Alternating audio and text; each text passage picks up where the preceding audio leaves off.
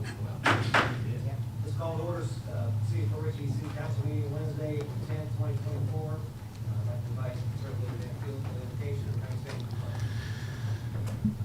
Father God, we come to you. We just want to thank you for this meeting, for the stuff that's going to be on the agenda for the board. And we just thank you for there's a vision to help grow our community for redevelopment and development and things that the people request and need. So we just thank you for each member here and their service to you and to each other as they work together as a team. I'm grateful for the police and the fire department and the mayor and the council and all those in every department working together to make this a great place to be. In Jesus' name we pray, amen.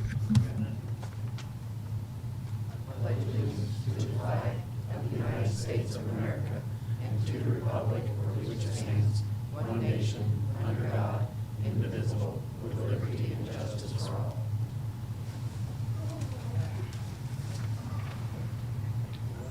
Madam Clerk, you take roll, please. Mayor John Eric Hoover. Here. Vice Mayor Linda Rodriguez. Here. Councilman Tom Kinsella. Here. Councilman David Mueller. Here. Councilwoman Cherokee Sampson. Here. City Attorney Nancy Meyer. Here. City Manager Matthew Koppler. Here. Thank you. First up is approved council minutes. We've got two sets. Let's focus on the 2/20/24 City Council workshop minutes for motion. Motion to approve the minutes for the City Council workshop. Second. Motion second for discussion. All in favor signify by saying aye. Aye. Opposed? Motion carries. Next up is the 3/12/2024 City Council meeting minutes for motion. Motion to approve the city council minutes from 3/12/24. Have motion second for discussion. All in favor signify by saying aye. Aye. Opposed? Motion carries. Next up is comments from the general public. I do have a few signups, and I'll go through those first, and I'll open up after. Before I start, I'd like to read rules of engagement here. Public participation is encouraged. If you are addressing the council, step to the podium, state your name and address for the record. Please limit your general comments to 3 minutes. For comments on action items, please limit comments to 3 minutes on the current topic. Please limit your conversations while sitting in the audience during council business and silence your cell phones so as to not interfere with everyone's ability to hear the comments of both the public and the council during that time. That being said, the first up I have is Danny Fields. Welcome. My name's Danny Fields, and my address is 8114 Lil Kid Avenue. And again, I just want to thank you once again for your service and everything you do. We had a great turnout at on March the 30th at the Easter egg hunt in the park, telling a story about Jesus. So she'll have all the data of what we did and the food and stuff. But it is growing. Each event is growing. The police are there. They had their tents set up, the fire department.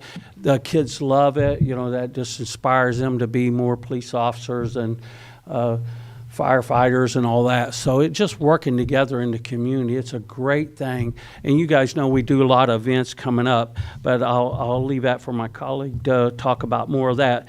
But on April the 27th at Light of the World Tabernacle, 8114 Lil Kid, we will have the South Koreans here coming and praying for America. These are great things. We get people coming from other countries that know about freedom and want rights, and they pray for America. This is a good thing. And then on May the 2nd, Somebody Cares. And that was our event in the Waterfront Park, Somebody Cares. And then South Koreans and the Somebody Cares is also in part of that there. But we will be having a National Day of Prayer, and we will have that at the government building. And we basically go out, they set everything up, and we pray, and we have a lot of people show up. Chris Narco is usually there, the county commissioners. It's a great, I remember the mayor being there last year, and so you know exactly what goes on. So this is a chance for all you to come out and be a part and see what the faith-based church, Somebody Cares, and the local churches and businesses and government officials working together in an area to make it a better place for all of us. Thank you. What was that date again, Danny? What's that? What was the date again for that? Yeah, that's going to be May the 2nd, National Day of Prayer at the Government Center. And we'll kick it off at noon, but we'll be there setting up, getting things ready. Okay? Thank you.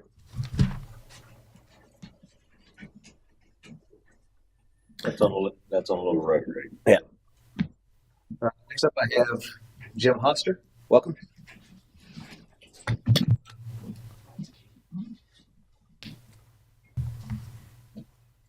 Since I only have 3 minutes, let me just hand these out so you can distribute those. That has to go through, there's a process, you just can't, that has to go.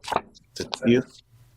You guys have As to a- send those in. We have to accept that and Yeah. you just can't.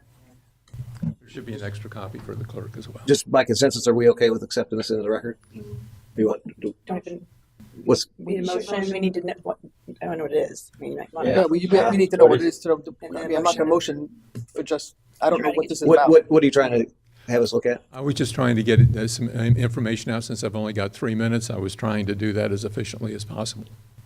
So it's just backup documentation of what you're about to speak on? Yes. Mhm.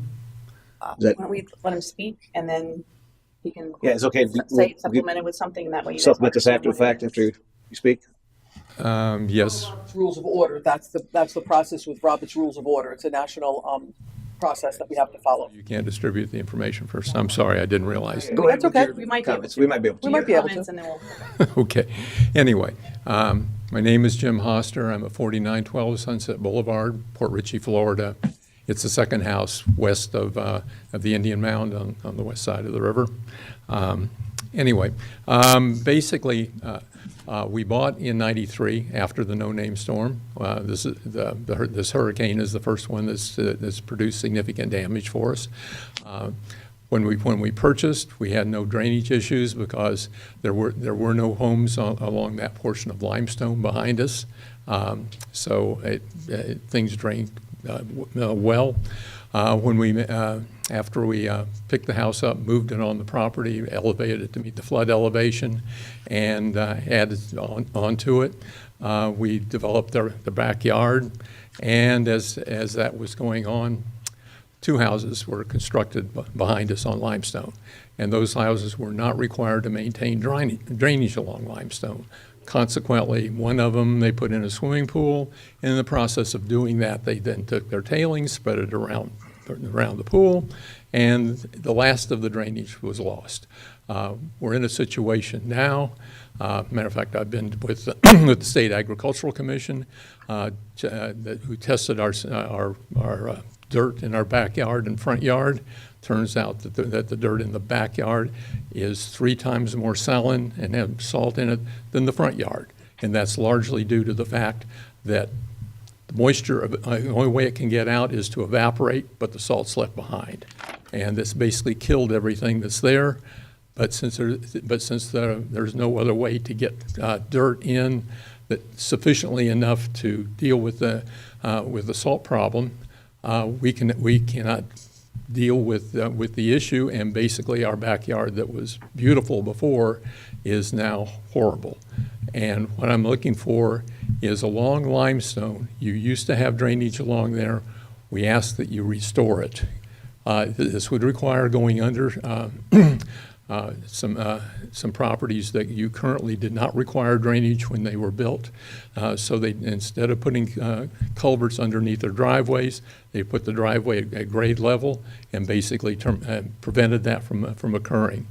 There's a property immediately to the east of me that is up for sale now, and we're very interested in it. We spoke with the realtor that has that property, and we would be interested in acquiring it, but only if we can use it as a source of drainage, because it's not valuable to anyone because it floods just like ours does. But they do have direct access onto limestone that I don't have.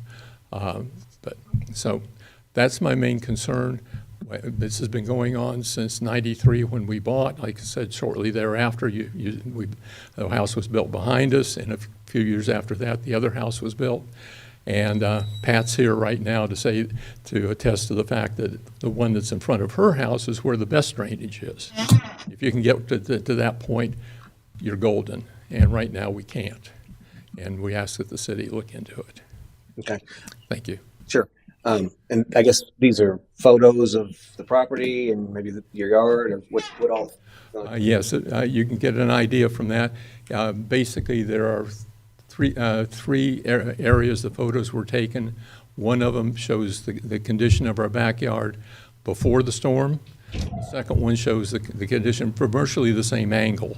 It's basically from our back deck on our property, and it shows the condition of the property today. The second one shows underneath an oak tree that is right next, also near our property. Matter of fact, it is the only oak tree that's alive. We have 4 others that are dead.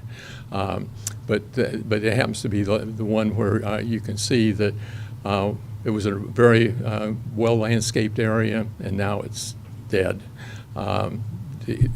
This is true for the 2 other photos that show a before and after, and then the last photo on there actually shows Pat's property and the drainage along Limestone that is there now but needs to be extended.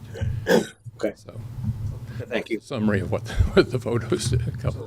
With that, I'll open up to the board for if anybody wants motion to put that into your hands. Motion to see the photos.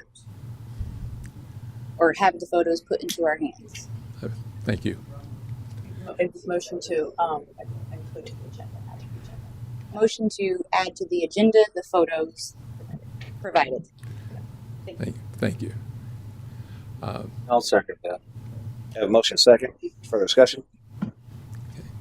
All in favor, signify by saying aye. Aye. Opposed?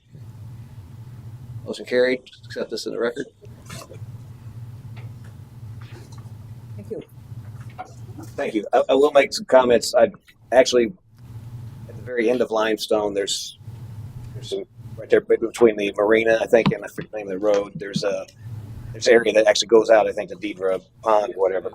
Right at the intersection of Limestone, Deidre, and Fisher is where the culvert goes underneath Limestone, and then it drains out past Marina Palms and into the bayou. Yeah, I actually brought that to the city's attention last year, and they were looking into that. I also reiterated that back just recently, as of yesterday, to current city manager Matt here, and he's looking into that. So that Yes, and I include in that research, I guess, of how that all works out. I failed to mention that the staff has been very cooperative. They actually went out and talked to the property owners out there and got an understanding. I mean, I've talked to the property owner in the past, and he was interested in doing something underneath his driveway and so forth. That's something that could be put in culvert, and was supportive of that.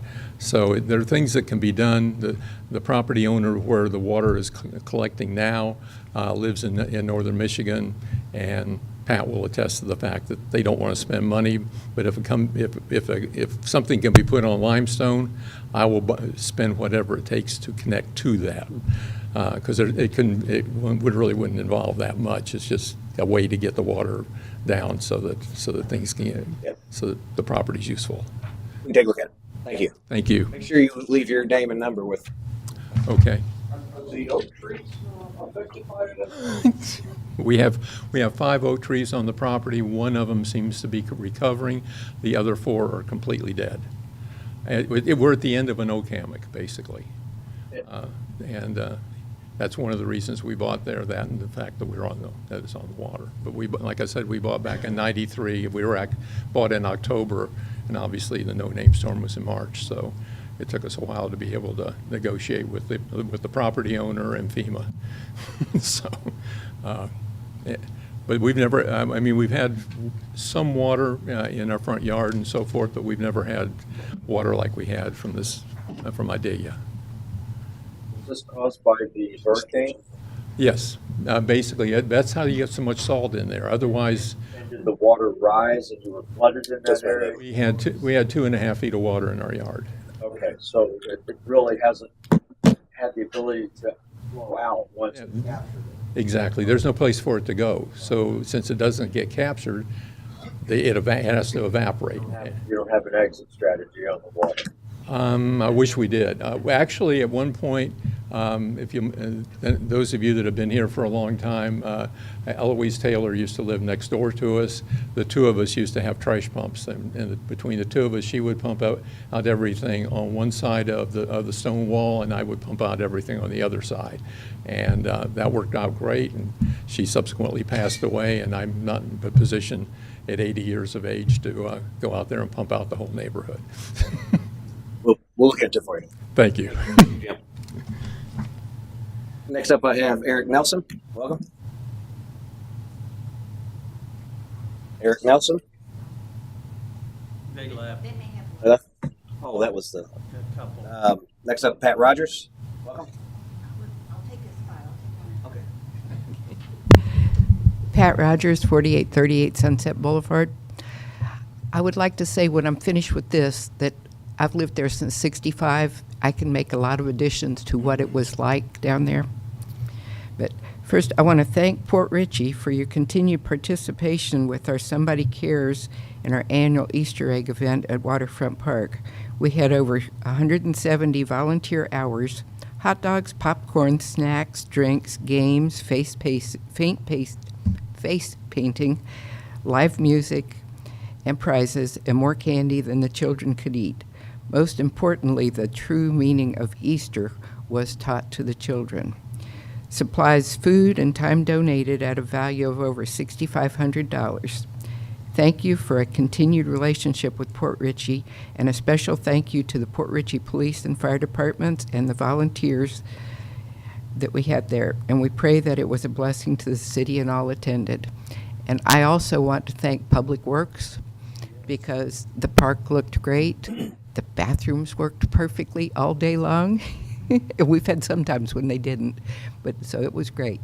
Like I said, I do have additional comments for Mr. Hoster's problem. Okay, there was a swale that went all the way from Pier past my house at the corner of Limestone and Wilmer Court, and right there's a pipe that goes across and heads to the south and goes out into the bayous. So it drains from there. And when the sewer lines were put in and the new water lines, all those swells were filled in. The city kindly came and reopened mine years later, but nothing else was ever changed. So it just sets a permanent flood. And that particular hurricane that did all the damage had no rain with it. Normally our hurricanes are full of rain and we don't have the salt invasion problem. But this time we had no rain and the salt water just sat. I had 3 big oak trees. One of them looks good. Second one maybe. The third one I don't think is going to make it, and they're huge trees. So it's been really bad in the whole neighborhood. And I'm down on Sunset, but these trees were at the back of my property, which coincides with the back of his property. So, and I can give you blow by blow on what it was like over the years. Thanks. Yeah, obviously you guys have a lot of tribal knowledge living back there for such a long time. So, man, if you could reach out to those guys to help as you do your analysis. Okay. Sherry, did you want to speak for Eric?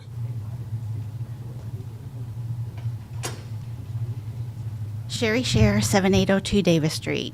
Just also speaking to Jim and Jane Hoster and to Pat and everybody in my neighborhood, because I've been there for 33 years, been through 3 floods now.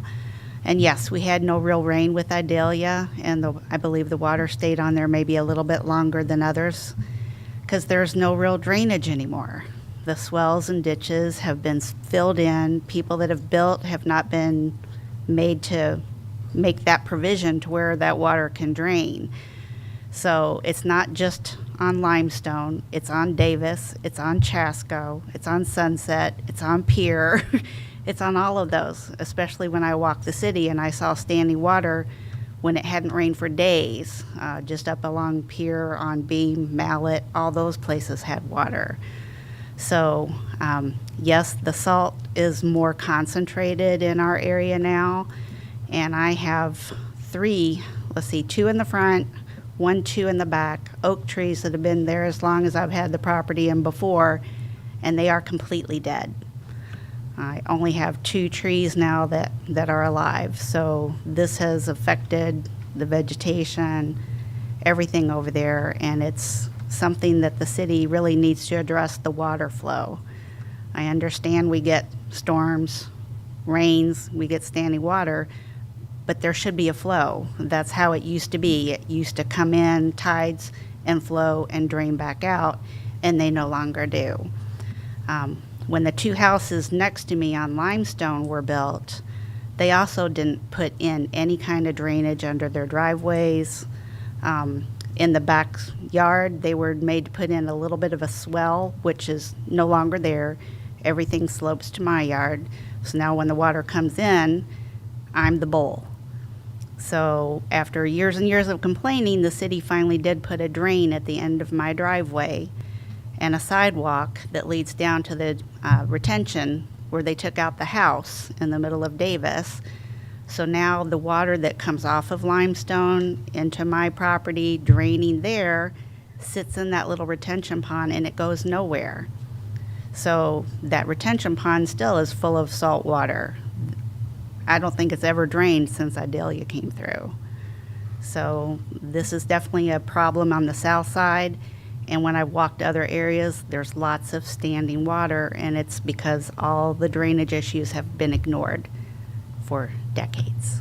So just want to bring this to your attention and would hope that, we drive around and we start looking at this, and let's get everybody a little bit of help with what's going on here. Thank you. Thanks, Sherry. Do you have any comment on drainage plans? I guess I think you guys are looking at an overall drainage. For the city. Well, yeah. I mean, the first step is to get an overall master plan for drainage. But even short of that, everything that's being talked about costs money. Sure. You have to make budget provisions to spend the money to do that. And you're going to be seeing it coming up. Okay. Thanks. Next up, Sherry McClary. Welcome. I'm a tall one. Sherry McClary, 8731 Betty Street.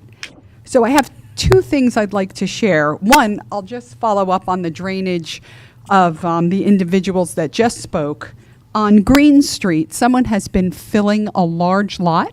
It's on Green Street and Bay Boulevard. And I realize to correct things, it's expensive, but we can avoid things. This person has been filling that property. I walked by after a 1-hour rainstorm. Damon Lane is fully flooded. So, and I mean calf deep. So I don't know if anybody's addressed that property, but not only are they filling it, they are also cutting down all the oaks and just piling them up all over. So there is a huge implication that can be avoided now if code goes over there, because I can't imagine that they got approved to fill that property. And I think if you address it now, you can avoid major, major issues. So it's that big lot at the end of Green and on Bay Boulevard. Doesn't impact me at all, but I think the city should be aware and address things proactively so you don't have to worry about cost after the fact of an issue. So that's just one.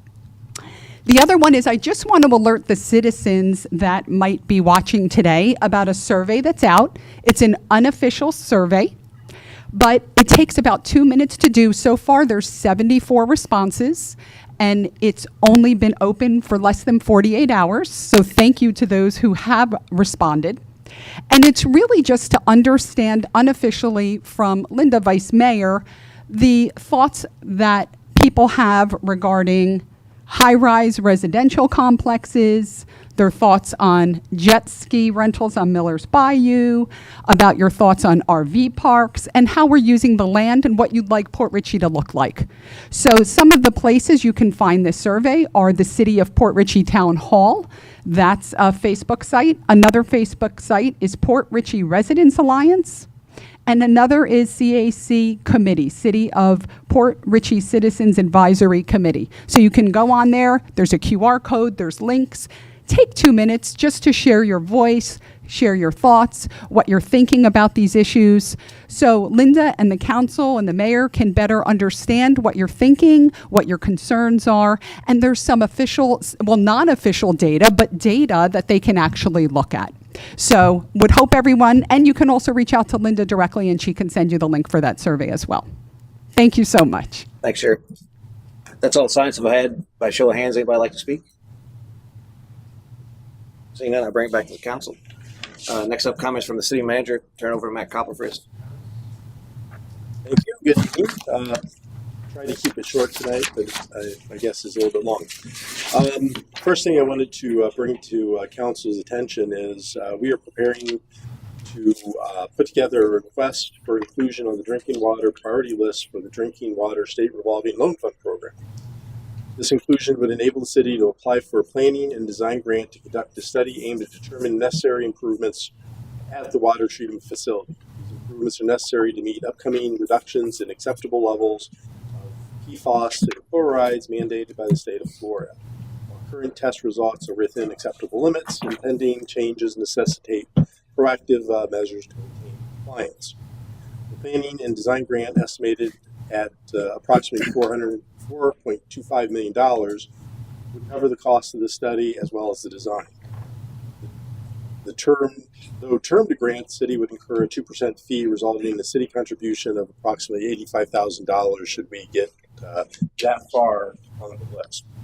The study would identify the most suitable treatment methodology, with reverse osmosis, or RO, emerging as a commonly preferred approach capable of addressing both substances. For context, the potential cost of constructing a treatment facility utilizing reverse osmosis is substantial, ranging from $30 to $40 million for a plant that we would, our size. This would, should the city secure acceptance into the program, the share of the project would cost the city approximately $600,000 to $800,000. These figures are obviously preliminary estimates, since we haven't done any work other than look at some different cities within the state of Florida that are in the program that have similar characteristics to the city of Port Richey. Given the impending regulatory changes, the city faces a time-sensitive obligation to address this issue.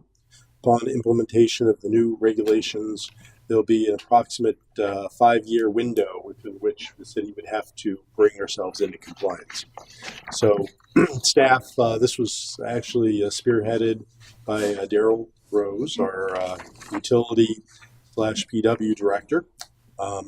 Did a lot of work in going out, finding the ability for the city to actually, get a very large cost that would be bore by, our users of the system, us, but potentially reduce that significantly to, again, $40 million. Our share would be as much as $800,000, which is a lot better than $40 million. So my understanding is that the state committee that reviews these will be taking this issue up sometime in June. We should know shortly thereafter if we get on the list. If we get on the list, then we'll be coming back to actually filling out a true application, which then would involve actions of this body. So I wanted you to be aware of that we're moving forward with this. So I don't like surprises. I didn't figure you like a surprise dropped on you. The next one, just want to give you an update on the city's transition to a new information technology environment. It's progressing steadily right now. This week, the IT staff, in collaboration with Thrive, which is the company that's going to be handling our IT environment going forward, worked to upgrade the firewalls across the city's network.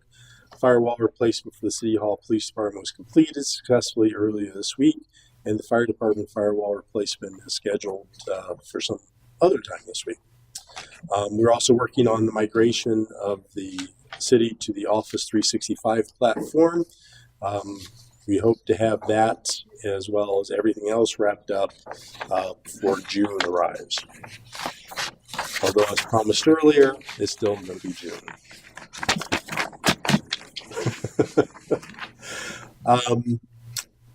The last thing I had here, as a reminder, council needs set a time for the swearing in of the new council members for this upcoming Monday, April 15th. And if we could add to that, if there's some time afterwards, possibly a study session to talk about some issues related to internet cafes, car lots, it's all on the list, outdoor storage, smoke shops, Medical marijuana. and medical marijuana. I didn't bring my list, but there's some more. But there's a And number. special magistrate. There's a number of items that we want to sit down and get direction from everyone on how you want to handle it. We can explain what our thoughts are, but we really need that direction because some of it is going to require the city attorney to draft ordinances, and you're the ones that request that draft. So we'd like to sit down with you. If we could schedule that for Monday, it'd be great. If not, we just need another date. Yeah, I'm good with Monday's Monday, fine with me. 6 o'clock. Is it for the swearing in, or you want to do it Yes, yeah, 6 is fine. 6? You good with that? Okay. Good. Yeah, that's been a topic for a couple of years, like at CAC, it's been brought up and stuff like that, so we need to have that workshop for sure. Thank you. And just so you can start mentally thinking about this as well, we're going to be requesting another study session to talk about some changes to ordinances related on the flood side that will help us in our efforts to reduce the cost of flood insurance in the city as well. Again, as we're internally talking about these, I think they're going to change the way we do some of our some of our requirements for development going forward. We want to talk it out with you before we start spending city attorney's time drafting the necessary legislation for that. So that we would request probably sometime later. We haven't really decided when we're going to request that, but I just want you to have that on your radar. And then the last thing on scheduling is we had talked about having a study session to work on the city CIP, first step in the budget process. Probably going to be looking at a date sometime in early May for that. So again, not prepared tonight to do that, but the next meeting, have your calendars ready. So we'll be talking about that. And the last thing I wanted to point out is on your desk. I know I kind of put a lot of things, and I apologize. There's this document here, which is the flow chart. At the previous meeting, or maybe it was an email, I can't remember exactly, but it was a request maybe to put a flow chart together to show kind of the flow of time required when the city initiates a comprehensive plan text amendment. And I got this from the city's planning consultant. She put this together for us. And the next step is really to bring Tammy Brand in and kind of talk about that as well. But I wanted to get this in your hands so you can start looking at it and you can be familiar when we bring her in. That's all I had. Thank you. With that, I go to comments from the mayor and city council. I'll start with, on my right, with Councilman Sella. First, one of the things I want to do is congratulate the new council members, Mr. Sampson, Mr. Mueller, and Mr. Hubbard. Congratulations to the council. I do hope that you continue to move this council forward in a positive manner and make us proud. I also want to thank the citizens that have supported me over the past 5 years. When I was elected, along with Todd McClary, we both came into, I hate to use the word, but it was a shithole. This city was terrible. A mayor was arrested, a vice mayor was arrested, and it was terrible. But over the past 5 years, I take a look, I reflect back, we've done a great job moving forward, and I like to keep that momentum going, and I hope this council does that. I really, really, really do. One item, we have a CSC meeting coming up on the 18th. That's not on the city calendar, the website. And I do know a lot of people are inquiring about that. So if you get that date and time posted so they could be referred to, that'd be great. Something really phenomenal took place today. I've never seen it. I never witnessed it, so it was really neat. The Coastal Conservation Association, they released 25,000 trout fish within our city limits at Brasher Park. This is a project, Duke Energy, up in Crystal River. They have a farm, and they release the fish at Brasher Park so they could continue to make their home in that area to the north and south. again, I said 25,000, but it's really 25,000 minus one as we were watching. Snook jumped out and grabbed one of the fishies that we put in there. So there's a minus one in there. But it was really, really neat to see this. This is also with the Rotary Club that their community project is the environment. So they were there to assist with the moving the fish into the Gulf of Mexico. So it was a really, really great opportunity to watch. So it was neat. I do want to say that I think we don't toot our horns enough, but looking at the department reports at the police department, taken third place. If you know, Catherine, if you could share, so all our citizens are watching again. If you would share that, what that award that PD got, going forward, and what it was all about, and any numbers that you may have. But I think it'd be great that we hear about it, and y'all make us proud. So if you could tell us, a little more information about it. Yes. So, hit your mic real quick. So over the course of the better part of the last year, I think we started it back in, I want to say May of last year. It was supposed to go through October. They ended up getting extended into the beginning of January. We engaged with a traffic enforcement initiative through the Florida Department of Transportation. The areas that covered basically anything along the state highway, any type of violation, safety related, seatbelt, speed, aggressive driving, anything of the nature. During the course of normal patrols, we dedicated time blocks of having officers specialize on that initiative. We kept track, reported it back to them. For the amount of time that we put into it, there was, I don't want to say rewards, but there was equipment and items that we were able to get back equivalent to the time that we put into it.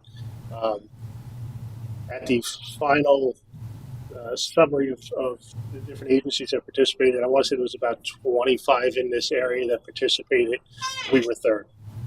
The only agencies that beat us out were FHP, Pasco, and I want to say Citrus County, who are dedicated traffic units and so forth. The equipment that we got from that was inclusive of another speed trailer that we can deploy throughout the city, and is a little bit bigger that we can actually deploy along the highway periodically. A little more designed for the higher traffic speeds and flows.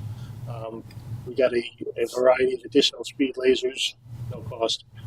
Some safety lighting for the officers.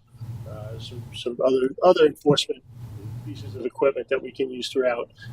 The total value of those items was about $32,000 worth of equipment that we got just for conducting that enforcement.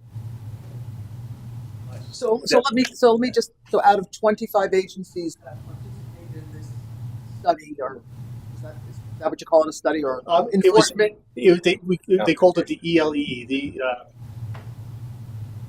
Enhanced Law Enforcement Initiative. So out of 25 that participated, we were third in the amount of time and effort that was traffic was stops put into and so it. on and so forth. Right. So for Wow, every that's for great, every guys. detail that we did in it, we got so many points, and those points equated to the amount of equipment that we could come back, and the tally of the number of details that we put into it, and they were in 2 or 3 hour block details that we did. So let's put that in. I mean, we're a 2.7 mile city. So let's put this in perspective here. Out of 2.7 miles, we were third out of 25. That's like you're itching over there. Go ahead. I just want to give the credit to. Here, come to Come here. Oh, now I got Give you all the the time he needs. Oh, no. I just wanted to make sure. Just kidding, just kidding. I just wanted to give credit to the men and women of our patrol division because they are the ones that actually did the work. It totaled 2,100 man hours that they spent on this project, and that's a great testament to them because you still have your calls for service that you have to go to, but they were able to multitask, if you will, and these blocks are either 2 officers for 3 hours or 3 officers for 2 hours, and you have to stay there. They give you a little bit of leeway if you get a call for service that's going to be more pressing, but for them to be able to dedicate that amount of time, you should be proud of them. Absolutely. Kudos to all of you guys. That's great. Great guy. Thank you. I didn't realize that. To give you the number, a little bit of numbers on that. Each detail that we did was equivalent of a 10-point block. Our final total was 3,510 points. Great. Good job. Thank you. Thank you to all of the guys that did it. Again, it's amazing, and as a citizen, I am extremely proud of our police department. But I'm just not going to stop there. Since this is my last meeting, I'm going to continue. But I also am very proud of our fire department, the things that they have done. It's just amazing, and I brag all the time. I will put our fire department against any other fire department in the greater Tampa Bay area. And what we're able to accomplish, the tools that they have, and what they're able to do, it's amazing. It really is amazing. Proud, but it's also our public works. Yes. I mean, they're there. I mean, it's the entire city staff of Port Richey, every one of them, the dedication they have, the ownership that they take on what they do is just amazing. And I'm here to the very end. This is my home. I'm not going anyplace. And I thank the city. I'm no longer going to be sitting up here. You're going to see me right there, folks. I will be right there, and let me tell you, no holding back. No holding back. That's all, Mr. Mayor. Thank you. Thank you. Before I pass on, I would personally thank you for your service to the city, Tom. And I'd also like to ask, I don't know if it's been done in the past. I don't think it's a regular thing, but I think it's in order that we would, as a city, maybe put together a plaque or something for Tom and in the future ones to come to recognize their service for the city. We could have on agenda item, possibly the next council meeting or after, once we get that to present that. I appreciate it. It's not necessary. I see the accomplishment over the past 5 years, and that alone, you can't. That's not a plaque. That's I take a look at the equipment that our team has, the tools that they have to do the job. It's just amazing. It's just amazing. To me, that's my reward, but I appreciate it. And just keep it up. The city staff, just keep it up. Thank y'all. Well, I appreciate your help, but I want to move forward with that consensus. If I could have a consensus on that. Sure. Anybody opposed? You could set something up for that. I appreciate it. Thanks again for your service, Tom. Appreciate it. Let's move over to Councilwoman Sampson. I just want to say thank you also for your service, Mr. Kinsella, and also to Sherry for having wonderful conversations outside and being a wonderful person. And other than that, I don't have anything that I would like to talk about. Thank you. Councilman Mueller. I too want to thank Tom. You've done a very admirable job in a very difficult time that we experienced in this city. You also emphasized exactly what I was going to do, so great minds think alike. Thank you for the effort you guys do in the police department. And congrats on winning 3rd place. That says something. I only have a few more. But you brought out something very important that I thought was a good piece of information about this traffic speed training. two now. Is that what we have? And we have another device that attaches to poles that monitors that way as well. Correct. We have the two speed trailers. We actually have a third that's old and it's defunct that we'll probably be bringing up for disposal. Right. And then we have the other one in the box. Yeah. In my search or walk through the city, we heard a lot of feedback from citizens, and it was very refreshing to hear their opinions. And some of it was quite eye-opening. One of which was the traffic and the speed on Washington. And I don't know if we've ever placed one there, but I'd like to see if the potential of getting something set up on Washington Street to monitor the speed there. I think that's over with 35 there. 30. 30. Okay. Because we heard a lot of complaints about speeding there, as well as speeding on Grand and potentially a speed bump there. So these are things that I'll share with Matt in greater detail, but those are things that we'd like to try to accomplish there. The fire report, I noticed you guys are looking for more space, some kind of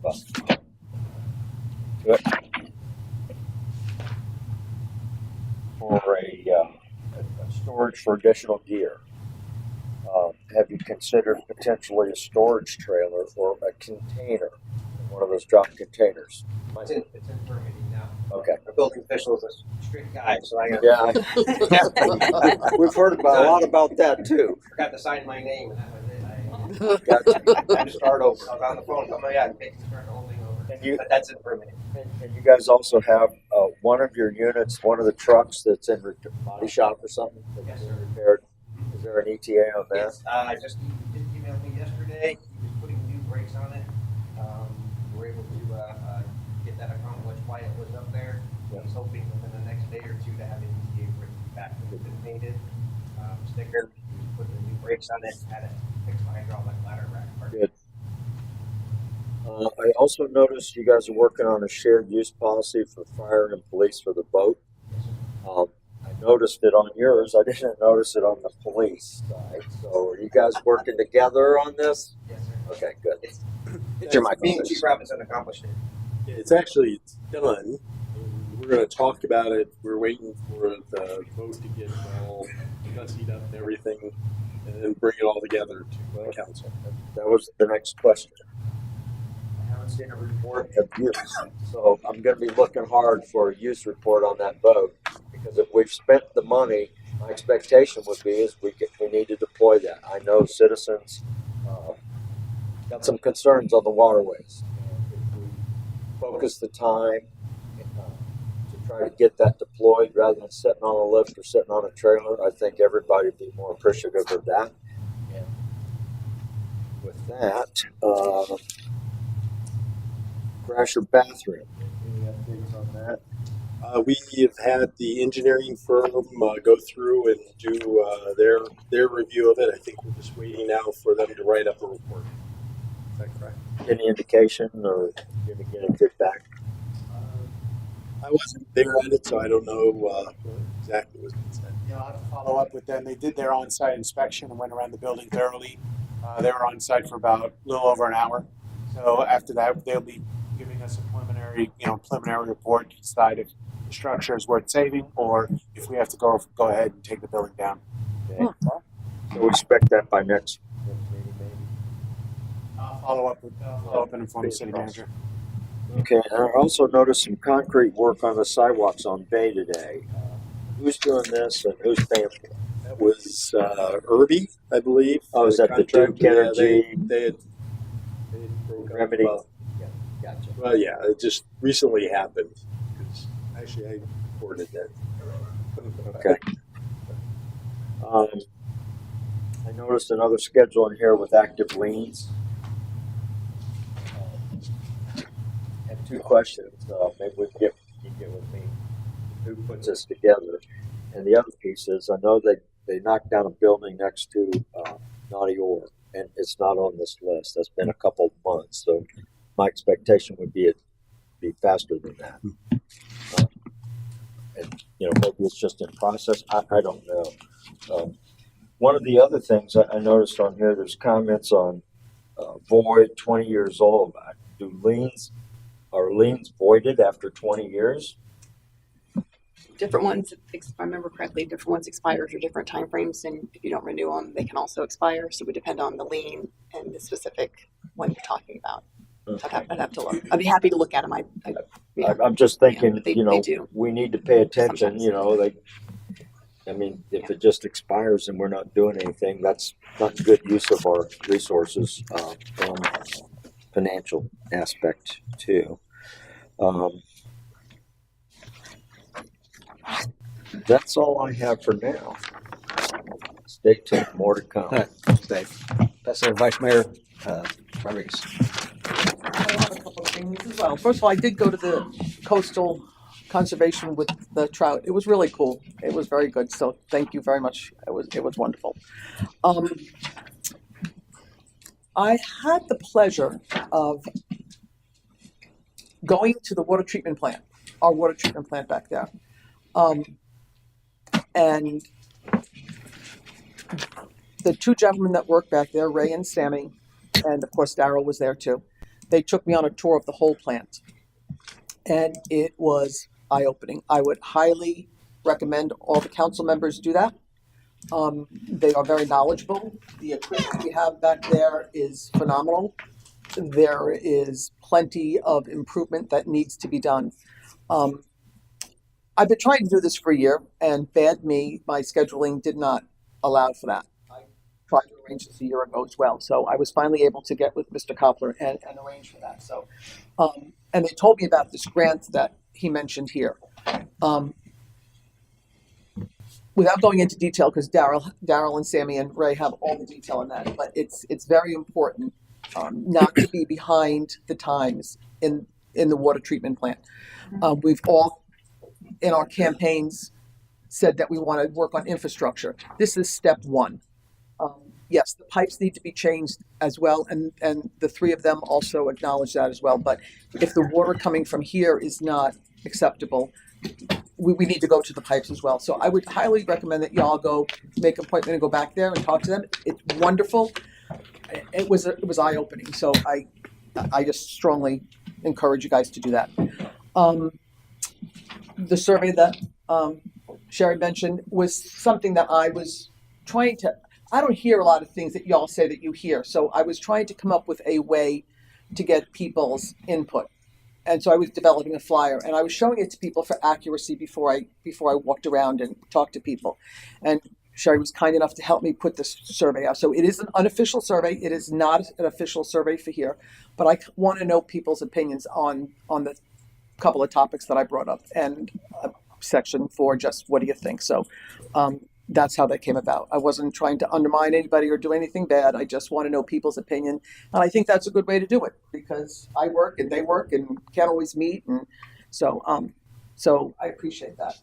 The CAC, we do have a meeting set up April 18th at 6:00, and it is specifically regarding the Gildog Seaside High-Rise Complex. It's going to be an information piece. They're going to tell us all about it. We can ask questions, correct? Open-ended. So if you all like to come out and see what the initial plan is and ask questions, I think it's a great idea that we all get together and look at that. So here at City Hall, April 18th, 6:00. Be there or be square. Here, yes. So if we go any further on that, I believe you have I think Lisa, the vice chair, emailed you a flyer to post on the website. That's going to be included in the agenda as well, and it's posted on the board in City Hall. We need to put her on the website. We need to blast it Yeah, out. could you create an event thing on the website, and then it can be shared out on all social media sites? Yeah, So yeah, we need to blast that out. So because it's very important that the citizens see that, to come and ask their questions, or not. It's important. It's opportunity. We want to grow our city, and we need to see what's going on, and we need to get our citizens' input. So it's very important that you come on out and get informed, not third and fourth hand information. Get it right from the horse's mouth and see what's going on. So I think that's real important. So it does look like it is on the website. Oh, good. So I We need to blast it out on social media on all the different sites because people don't always look at the website. So we need to blast it out. That'd be great. And congratulations for the police 3rd out of 25. You guys rock. Thank you. Thanks. I don't know if you're going to bring board to the meetings out, but they came with CSC about the events on the water bill. Was you going to say something about that? Yeah, it's here. Yeah, I was going to do that under the board. Okay. Do I do that now? No. Well, Okay. it's up to you. No, it's up to you. You run the meeting. Tell me what you want me to do. Well, let's save it for that. Cool. Okay. I don't have a lot, and I'll just do the one thing. I do have one long thing, so let me get right to that. Should we take a bathroom break first? I don't think it's that long. So I've got some social media concerns that have been going around. And so I prepared a statement regarding this portion of my comments as I want to ensure that I articulate my concerns concisely and effectively. I would also like to emphasize that while I may reference firsthand personal experiences regarding my concerns, it is in no way to be construed that this is a personal issue. I only reference any personal experiences to provide examples that I know to be true and to help corroborate the issue. It has come to my attention through personal experience and those of other members of the community that the City of Port Richey Town Hall Facebook group at times will suppress and disallow posts that are permitted within the guidelines of the group but may not fit with the desired narrative. There is also subjectivity of which of the group's noticed rules are enforced based on who they apply to. This group is not and does also state such within its About section that, and I quote, "This is not an official page of the City of Port Richey," end quote. It also states within that section that, and I quote, "All viewpoints are invited. No personal attacks will be tolerated," end quote. Reading further, it states, and I quote, "This is a moderated group only in as far as to keeping the discussion civil. Otherwise, all points of view are welcome," end quote. The group has 3 rules put forth by the administrators, and they are as follows, and I quote. Number 1, be kind and courteous. Number 2, no promotions or spam. And number 3, keep your comments on topic, end quote. On several occasions, I have attempted to post legitimate and acceptable content in the group and have been declined. At times, posts were declined and subsequently posted by the admin's account instead with my comments scrubbed for reasons one can only assume to keep my name and comments off of it. A specific example was this past Wednesday, April 3rd. I attempted to post the archived video link to the Port Richey Chamber of Commerce's Meet the Candidates event that occurred on Monday, April 1st. The intent of the post was to provide members of the group the opportunity to view that event in case they were unable to attend. That post was declined, and when I reached out to ask why, I was told that it was felt that the chamber should be able to do their own PR work. I stated that it wasn't PR work, but was simply a link to the content where there was a complaint about it being missing in a prior post. Gaining no ground, I then reached out to a backup admin who was happy to post it themselves on my behalf, and it has remained there ever since. I would also like to further illustrate another non-personal example that I am using with permission but will not reveal the resident's name. After having discussions with that resident, they had asked me why some of their posts never make it on the group. They were under the assumption that because of the name of the group, that it was tied to the city. After informing them that the site is not an official group of the city, I asked them for some examples of the content that was denied. Because there didn't appear to be a way for the user to retrieve their declined post, I asked them to attempt to post again and capture screenshots of the pending post and let me know if it was declined. I will share that information now. On Thursday, April 4th, at approximately 11:50 p.m., the resident attempted to post the following, and I quote, "There's been a lot of debate in this group about the upcoming city council election. We'd like to thank Sherry, Cherokee, Dave, and Bob for stopping by our home and discussing our concerns. We feel confident that our newly elected city council members will have the best interests of the city in mind, especially with John Eric Hoover as mayor. He's been a great asset to the city, and we're excited to see the city get to business. Good luck to all," end quote. Within 20 minutes, that post was declined with no explanation given. To date, it has never been posted.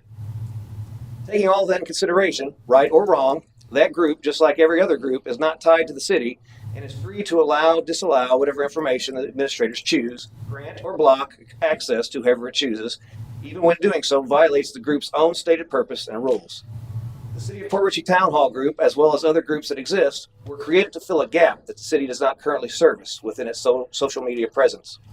That gap is the ability for members of the community and beyond to comment about city-related posts, as well as to also create posts about city-related concerns and issues.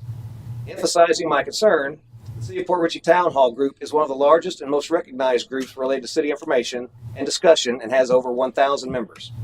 Because of its name and the stated service it provides, it leads people to believe that it is a good and reliable source of information and that it is being moderated fairly and honestly. Unfortunately, because that group is not tied to the city, the ability to suppress information, propagate misinformation, and silence voices exists and appears to be being exploited to drive certain narratives. In an effort to provide complete transparency and facilitate the welcome sharing of viewpoints and concerns of every and all community members, I would like to propose that the City of Port Richey enhance and create new social media policies to help continue to enhance public participation and the ability to engage with their government, its officials, and other community members more freely, openly, and without censorship, outside of well-defined and clear rules of conduct, of course. I want to emphasize that this is not an attempt or even a desire to control or monopolize social media groups. All groups are free to continue to exist and function as they always have. I would just like to provide an official city-sponsored group where there will never be any bias and be legally obligated to that promise. If successful in implementing an expanded social media service, I would ask, if willing to do so, that some of the other groups that were created to fill that gap consider their need for continued existence and encourage their members to merge with the newly created resource.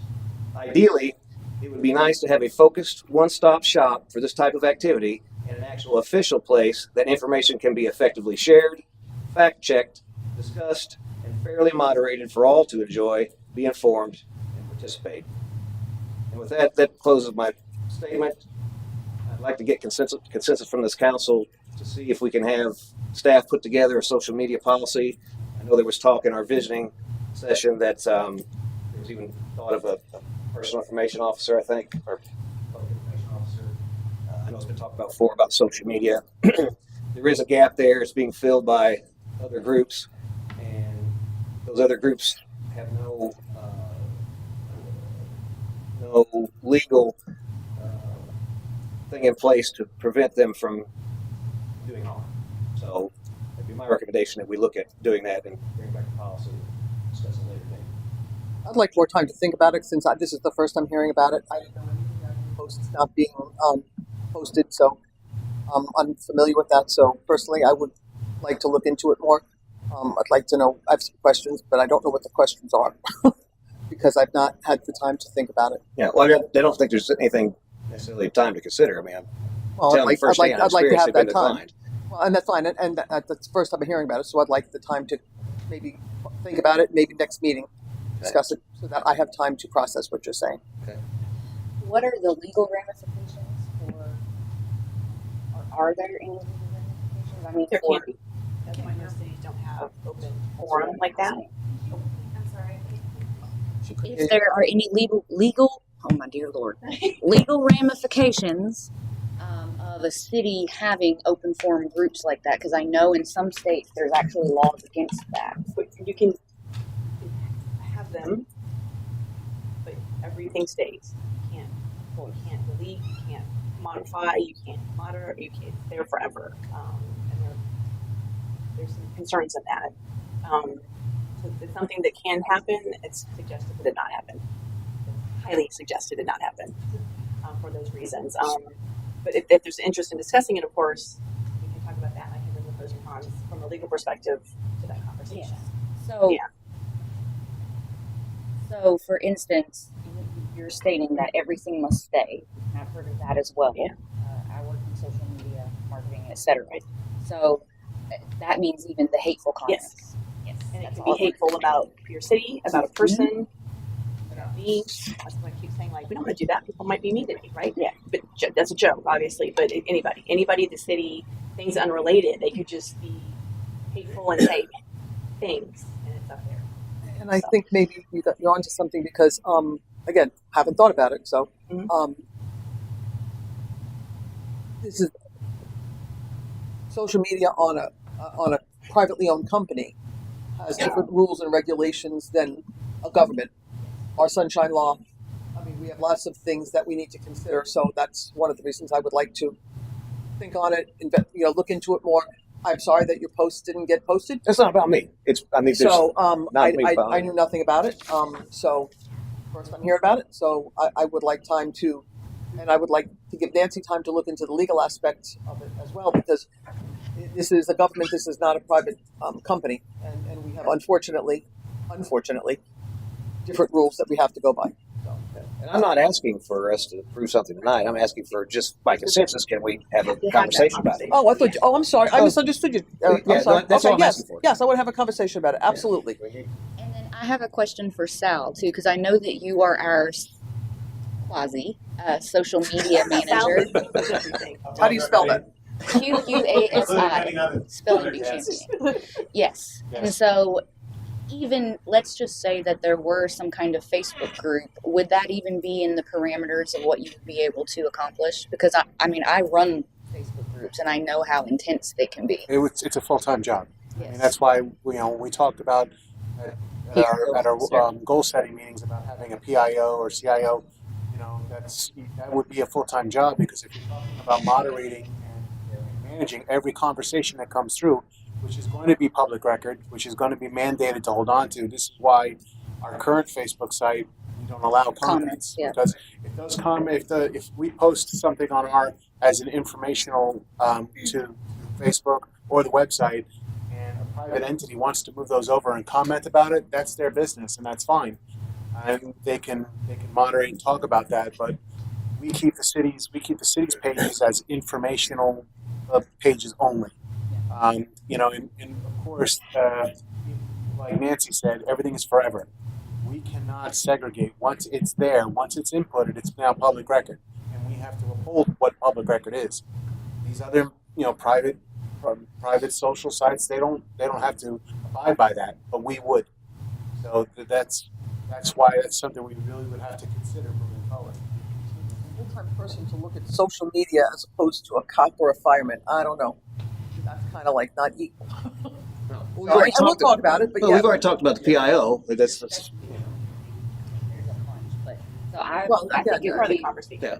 And again, I don't want to discuss it now. I just bring it to your attention. I just like consensus that we could have some point agenda. We would look at this because the other stuff is public records as well. The public go out and see it. Problem is they only see one side, and it's unfair for residents to post stuff and it be denied just because somebody running the site doesn't like the other person. So, and I'm perfectly okay. I stand behind every decision I make. It's not about me. You can go out there if we have a public site, you can trash me. I don't care. But when people trash me, but other people who want to comment on me in a positive manner get suspended, that I have a problem with. And that goes for you as well. Excuse me? It's not about me. That's right. It's not about me. Right. And I'll give you another example. I'd be happy to share it with you. There was a post that was about you. And when it found out it was about you, it got removed. so. I missed that too. So there you go. Be happy to share it with you. So I think it's a question. I mean, it's definitely a topic that we should discuss. I think there's going to be legal. Yeah, there's definitely legal issues. That's why it's a larger conversation. But I think it's time that we look at that because it's other people are doing it for us, and they may not be doing a very good job. So with that, I rest. Yes, sure, absolutely. I just wanted to go back to the meeting on 4/18. Typically, those CAC meetings are not taped or Zoom called, and because we're anticipating a large turnout, I think it would behoove us to try to accommodate that in a Zoom call and the taped meeting because of the nature of the discussion. Yes, he actually mentioned that. So that if when you post that, make sure it's going to be YouTubed and whole 9 yards. And if we can get the Zoom working, possibly that as well. Whatever you guys can come up with. I've discussed with the manager regarding Zoom. The box cast, this is a little bit easier to do remotely. The Zoom, depending on Yeah. the manner in which they want to present, might pose a little bit of an issue Yeah. right now. No worries. Like I said, as long as they can watch it live and watch historically. There's normally CAC meetings, they don't have that. Yeah, the box cast, I can do remotely and depending on their issues. Future maybe secretary. Because I know you guys have talked about having those recorded as well. If somebody can. Moving on to comments from boards and committees. Are there any? I know you have. The first is we did have a quorum, and we didn't get on the agenda, so I don't know how to invite to Caroline Rose Gonzalez as a new member. So we can't do that unless it's on the agenda, correct? No, we can. No, you can We can actually- agree to modify. Okay. Need a motion or just consensus? I would. Would make a motion. I make a motion to accept Miss Caroline Rojas Gonzalez to the CAC. Motion second. Second that. For discussion? She is here if anybody has any questions. She's been here and she's been at the meetings and Yeah. she's been very patient with our lack of quorum, etc. So I thank you very much for being so patient. Thank you. Anyone from Plug I Speak? Would you like to speak, or you don't have to? Say a few words, sure.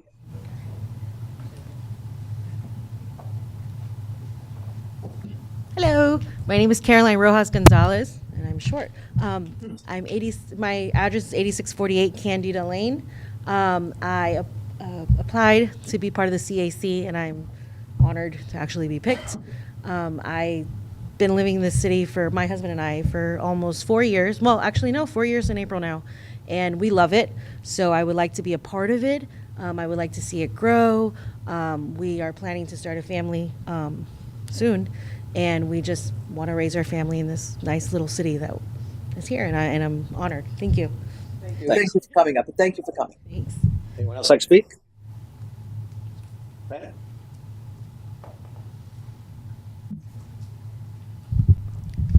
Pat Rogers, 4838 Sunset. I'd like to speak as the chair for the Board of Adjustments Committee. We do need members in that committee. They don't have to have construction knowledge because the city provides all the information that you need for whatever the meeting topic is. So, and that's all I have to say. Anyone else? Seeing no hands put to vote, all in favor signify by saying aye. Aye. Opposed? Motion carries. Next is we have our citywide garage sale May 11th. So you do not have to pay the very expensive $2 fee. That has been waived, courtesy of the city. So we're going to put it out there. We're going to have flyers out on the Facebook pages, etc. So join, make some money. May 11th. And we talked. I brought in. Is there hours on that? From when to when? It's whatever you want.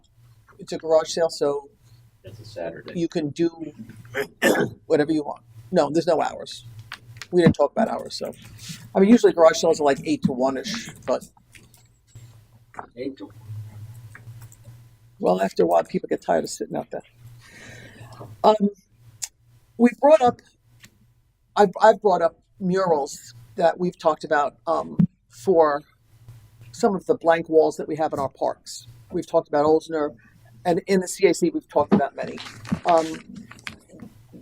The committee has done some work, and they've found out that it would be about $6,000, which is what I brought to the committee, to the council, for a mural. We had grandiose ideas of maybe doing all the parks, and then we backed it down to let's do one park and see how it works out.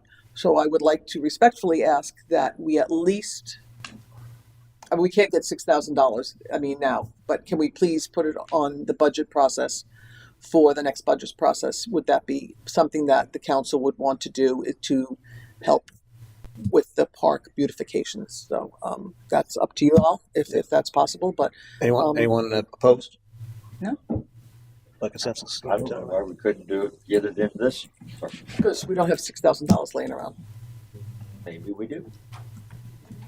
Maybe we do. We haven't had a financial presentation. Maybe we'd like to see what that looks like and then make a decision. Maybe. So whatever you want to do, but they figured out the mural would be about $6,000 is from the prices from the artists that they've spoken to. I do have some examples here. If you'd like, I can spread them around and just some different ones that people have looked. Is that okay? Sure. So whatever y'all would like to do, but we would like to do that. And the last thing is, one of the questions came up, and we've talked about this numerous times, about the water bill and putting blasts out on the water bill. Garage sale May 11th, or CAC meeting or, you know, special workshop, you know, whatever we want to put on there, is that feasible, doable? I don't know where to go. I'm sorry I didn't bring it up to you beforehand, but we've talked about it many times in council, but we've not followed through. Yes. Thank you. So, that was easy. Okay. Depending what it is, of course. Yeah. Okay. Relish in that because it's not always that easy. That it? Yep, that's it. Thank you. Any other boards, committees? Yes, There- the Historic Preservation Yeah, I was going Committee. to bring it up. You did. Go ahead. Yes, so we received an email from Joe Mallon, who I believe is, yes, he's right there, requesting to join the Historic Preservation Committee, and I would like to make a motion to approve him to be on the Historic Preservation Commission. Okay. Second. I have a motion and a second. Further discussion? I will say that with this appointment, they would finally have quorum and be able actually to meet. Yes. So that's very important. I appreciate Joe you stepping up to do that. You need a tiebreaker. Huh? They said you need a tiebreaker. No. It's three is a tiebreaker. That's what he said. Right. Well, you need three to meet, actually. You can't even get to the need of a tiebreaker. Anyone else from the public like to speak? See no hands, I'll bring it back. Do you have another discussion? I do. I wanted to know once we have, now that we have Joe, Well, we haven't voted yet. Don't have it yet. when we have Joe, when would we be able to officially meet? Is there a timeline for that, or can The we? chair sets it, I think. Yeah, I think, well, you don't have a chair yet, right? You haven't met? Oh, true. Chair. Hold on. What comes first? I think the city manager would arrange it, because I'm gonna put it on him, it's not me. Or the clerk, to arrange a date, and you're gonna have to have an organization meeting. First thing you're gonna do is have to have an organizational meeting. I will look while you guys continue to talk to see if there's any actual timelines or parameters, within the code. Any further discussion? All in favor, signify by saying aye. Aye. Opposed? Motion carries. Welcome to the Historic Committee, Joe. Welcome to the Historic Committee. Welcome. Okay, moving along to the consent agenda for motion. Motion to approve the consent agenda. Second. Motion second for discussion. Anyone from the public like to speak? Seeing no hands, put to vote. All in favor, signify by saying aye. Aye. Opposed? Motion carries. Next up is council business. Item number 2, approval of resolution number 24-08 to join and participate in the Tampa Bay Regional Planning Council. I will pass that to Mr. Koppel for introduction. Thank you. The city of Port Richey has been extended an invitation by the Tampa Bay Regional Planning Council to become a member, marking a significant opportunity for enhanced collaboration and access to valuable resources. In order to formalize this partnership, the city council must adopt the attached resolution. The TBRPC also requires an annual membership fee of $2,000. This membership holds considerable benefits for the city, as the TBRPC offers a wide range of services and information pertaining to important topics such as coastal resiliency, economic development, emergency preparedness, and environmental planning. The TBRPC has a diverse membership base encompassing 6 counties and 21 cities, including Pasco County, Newport Richey, and Dade City. Earlier this year, the city decided to authorize Port Richey's participation as a collaborator in the TBRPC's NOAA Resiliency Grant application. This collaboration signifies the city's commitment to proactive measures aimed at enhancing coastal resilience and sustainability. Through engagement with TBRPC, Port Richey will contribute to the development of a comprehensive coastal master plan, ensuring effective management of coastal resources and bolstering the city's resilience to environmental challenges. Thus, the decision to join the TBRC not only aligns with the city's strategic objectives, but also positions Port Richey to leverage valuable resources and expertise for the benefit of its residents and stakeholders. Yeah, go ahead. Resolution 2408, a resolution of the City Council of the City of Port Richey, Florida, recognizing the importance of intergovernmental cooperation and resolving to join and participate in the Tampa Bay Regional Planning Council. Okay, open it to discussion and or motion. Motion to approve resolution number 24-08 to join and participate in Tampa Bay Regional Planning Council. Second that. Did you get a second? Okay. Have a motion, second. Further discussion? Anyone with public like to comment? Hands put to vote. All in favor, signify by saying aye. Aye. Opposed? Motion carries. Next up is item number 3, approval of engineering for the US 19 Grand Boulevard traffic crossing improvements. I'll pass that to Mr. Koppler for introduction. Okay, so we had supplied to council the updated information that we received from each of the 3 engineering firms related to the intersection improvements and enhancements we're looking to do. Trying to still be careful what we say.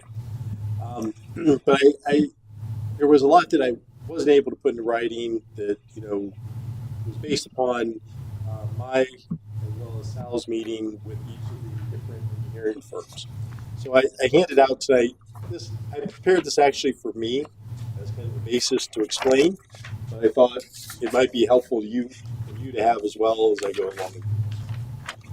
So there were a number of questions related to what I'd call making an apples to apples comparison with this. And it's a little bit different, it's a little bit difficult based upon the way that the 3 firms actually submitted their scope of work and the cost for each of their different, that they actually had, as was pointed out, they had different things in there.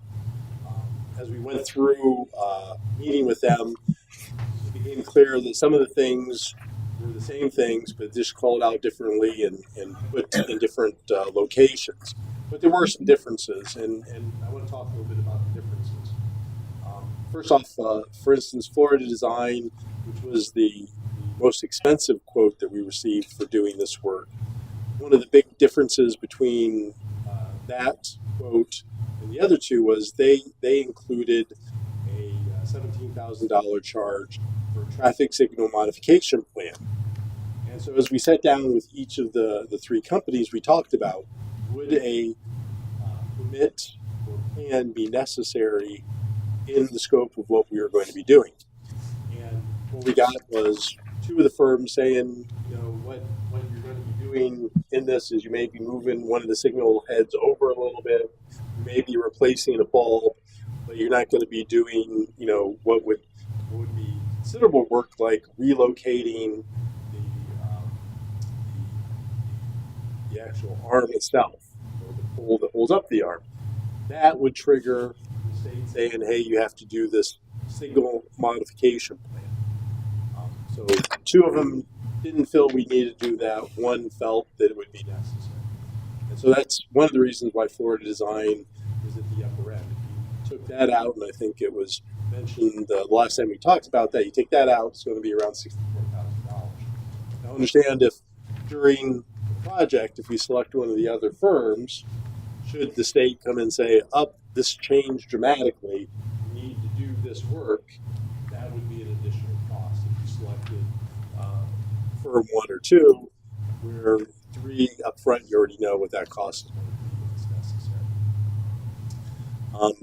I think another area that was talked about was on the permit side. And the question that came up with the permits was, well, is this an inclusive cost, or is it limited just to the work that is necessary to submit to the state? And so all 3 were consistent with this, that what they had listed in their quotes was only for the work that they would do. It didn't include any cost related to the application fee to either SwiftMud or the DOT. Now, with that being said, then in talking with them again, you started seeing differences in their approach. One firm, and I can't remember which one it was now, 2 of the 3 firms said, you're not going to be doing significant work in the right-of-way. It's not going to change the drainage. You're not adding new drainage. So the things that would require a permit for drainage with DOT is not there. So you wouldn't have to do that. Another one said, oh, no, we think you're going to have to do some drainage work, so you're going to have to submit that. And so their permitting costs were higher than what the other 2. I think it was Coastal had put in there for the drainage work. Again, I would lean towards the scope of the work that we're doing is, or would be doing, at least as we anticipated today, is not significant enough where we would be messing with the building. We're effectively minimizing this based upon what the cost estimates are going to be, but moving a curb over, maybe 4 to 5 feet. So we're not adding a lot of pavement. We're not going to be putting new catch basins in, so we don't think that that's going to be necessary through DOT. One of the differences, again, that makes it a little bit difficult is one of the firms only gave us a lump sum. So we had to talk to them to make sure that these things are included in that lump sum. So the permitting, again, the work necessary to put the permit together to send it in is included in Burns McDonald's quote 49,000. But like the other two, they're not paying for the actual permit fee. The permit fee for DOT, I think they actually said there wasn't a fee for that, for the general permit. But for Swift Mud, we may be paying $100. So it's nominal. And again, I think one of the firms had said within their quote anyways that those type of fees would be the responsibility of the city. So it's not something that we felt was negligible and not really important in consideration of the cost that it was going to be. I think what else did I miss on here? Something that we didn't talk about, but I think is an important piece of this because it kind of speaks to the way that the different firms are going to be looking at this project and handling this project. And so I put in at the bottom a area for anticipated days to get the bid. And so what this means is, okay, when we say go, how long is it until we are going out to bid to actually go into construction on this project? Making the assumption that we have the finances ready to go when it's ready. Florida Design put that out at 180 days. Burns McDonald said it was 90 days. And Coastal was kind of in between the two at 120 to 150 days. The thing that kind of, to me, I felt was very important was the way that Burns McDonald explained their approach to this. The other two kind of approached and said, we'll do all this work and then we're going to give it to the state for their review. And the state review could be 20 days or 30 days, it could be 90 days. You just don't know. It's whatever the state decides. Burns McDonald approached it a little bit differently. They said, well, we're going to be talking with the state all along with this. We're not going to be talking to them and explaining what we're doing and inquire. So they're already going to have a head start on the review process. In fact, the work is going to be done in a way that they'll probably be doing some of the review along with us. And I thought that was an interesting approach, where it should get us quicker to bid if we financially have the wherewithal to do the project. The other part is, I think they spoke more about collaboration in the process than what the other two firms did. And I kind of see that as a very important aspect to this because, again, we need to be able to produce something that's going to be cost effective for the city in doing this. Just to kind of give you a magnitude, and again, we haven't done any design, but I spoke to each of the three engineering firms and asked them a simple question. What do you think, knowing what you know about this project right now, what do you think that construction cost is? And as a control, we had a meeting with the county engineer. I asked the same question. The county engineer benchmarked it somewhere around $500,000. It could be a little less, could be a little bit more, but probably around $500,000. All three of them came in about the same, 450, 500,000 is what we should be anticipating. So that's good because I think they're all seeing the same project.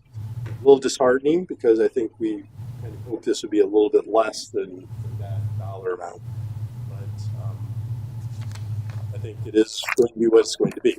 So with all that being said, I guess in the end, our recommendation hasn't changed from the first day that we started talking about this, and we'd recommend that we go with Burns McDonald for this work. So I'd be happy to entertain any questions. Open for discussion and or motion. I got one question. Could we bake into the agreement that 90-day timeline and try to get them to drive forward with something like that? No, they've got some unknowns in that timeline, but if we emphasize that we're trying to move this sooner than later, we'd like to see something like that. I mean, that's my concern, and you pretty much answered the questions that I had, and we already had a discussion with them, so I'm good with it. Yeah, and I can't remember I just don't have it in front of me. I could unless it's in front of me. In their actual scope of service, they have 30 or the 90 days in there. I know one of the firms kind of had a time frame as part of their scope of services, but I think they would probably be willing. The survey part and the design days are the easy part, which they have control over. The hard part is the permit, right? Because again, it's not necessarily just the familiarity with the project that we're dealing with the state. It's also their workload. You never know if you hit the wrong time of the year, their permitting division may be swamped with a lot of work. But I think they might be. They haven't said that 60-day period for survey and design. We can talk to them and find out how we can get that to be. I make a motion to accept Burns and McDonald proposal. Second. Motion second. Further discussion. The only thing I'd like to add is we've got this coming out of contingency penny for Pasco. We do have the ARPA funds expiring at the end of the year. Would be better served to burn that there. We can always, if we need something else from the ARPA list that we have, we can come back to penny for Pasco for that. I'm concerned that we're running up against a wall here on spending this ARPA money. I don't want to leave any on the table. We'd have to redo that list. I mean, if you take money, you're taking it from somewhere. And one of the projects that the money is currently being allocated for would have to change. That's correct. Yeah. I mean, if you're But good with we're that, ready to about to be ready to roll on this. Let's burn it. Yeah. Out of there Because Penny that for Pasco expires. Penny for Pasco is a pretty broad thing. We can pretty much fund it out of there if we need to. Anything else we take it from. That's my thought anyway. Yeah. I mean, you've already used some of that money for paving. For the preliminary golf cart crossing engineering. No, the ARPA money. Oh, gotcha. Yeah, you paid $10,000 for coastal to do the original the original preliminary information. Yeah. I mean, so what you have hanging out there, that you have the money committed for the paving, Right. and Limestone Pier, I think, was out there. Limestone Pier, but I think And we're stalled. we have to talk about Yeah, that. scope may change depending on what. Right, but we're still probably not at. I don't know if there's $50,000 approximately left in there or not. We spent quite a bit of that. I think somewhere around 130. Some reason where we're at. Yeah, this report shows we've currently spent 104,000. 104. That was a little higher. I mean, the only option would possibly be the water main project. Perhaps that could come out of Penny for Pasco. That's where I was kind of going. The Yeah, last one. the rest of them would be are committed. The water main project, which obviously we kind of hit a little delay here with this.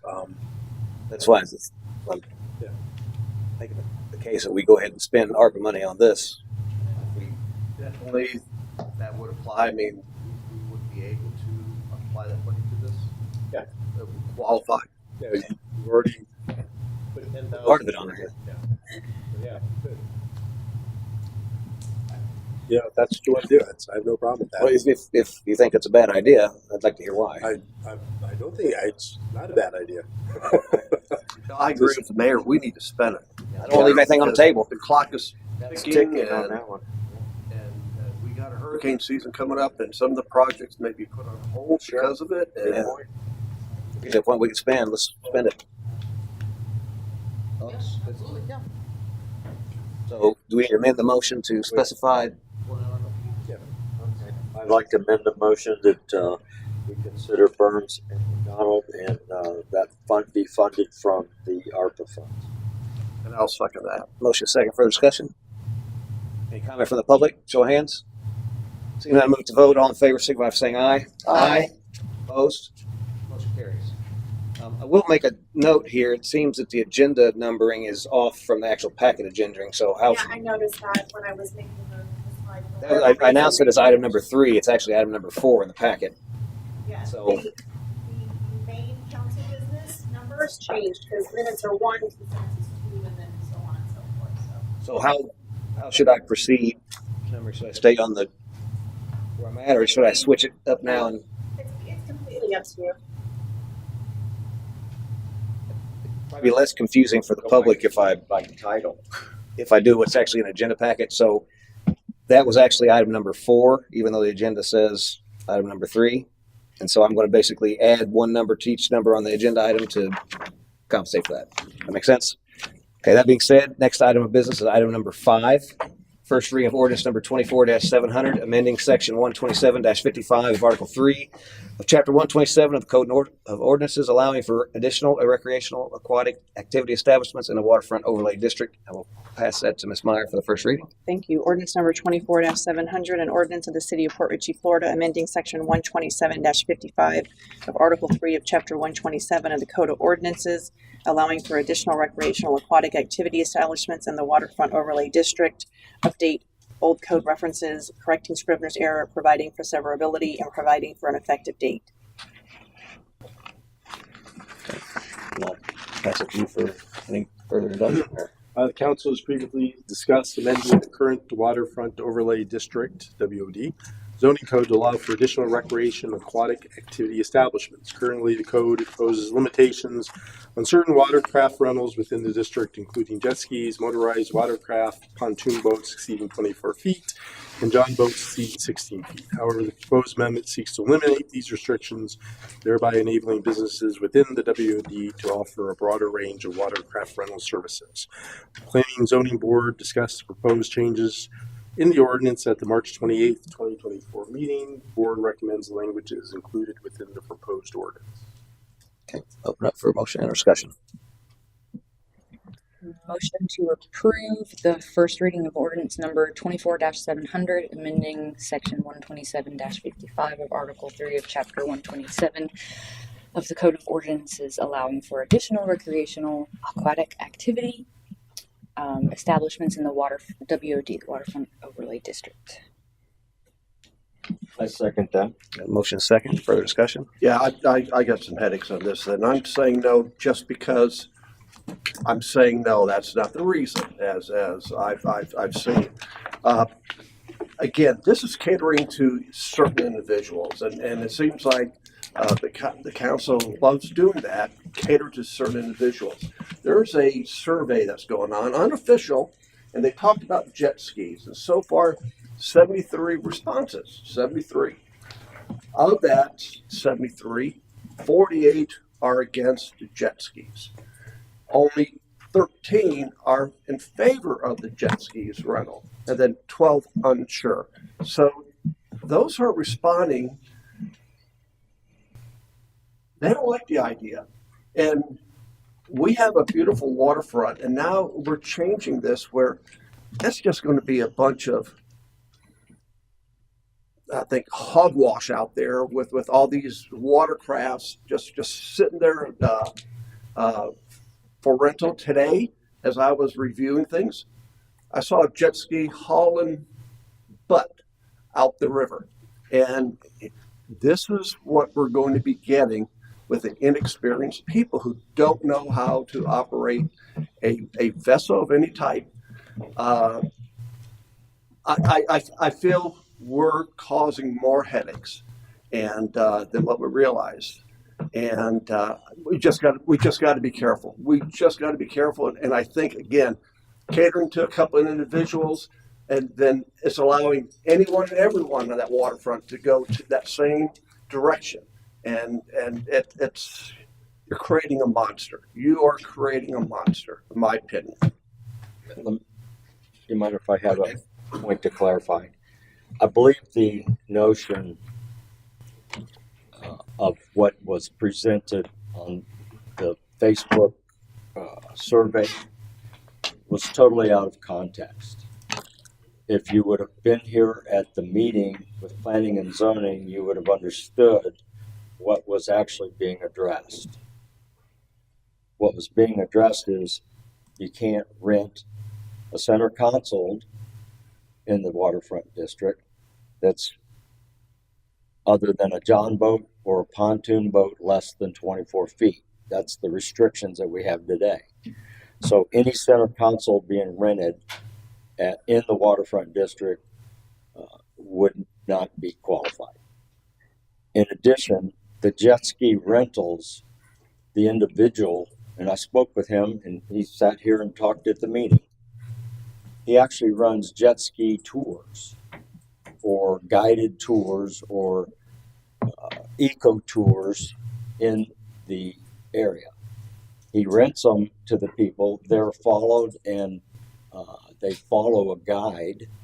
They're given an hour instruction before they leave the dock, and they proceed to follow him throughout the tour that they provide.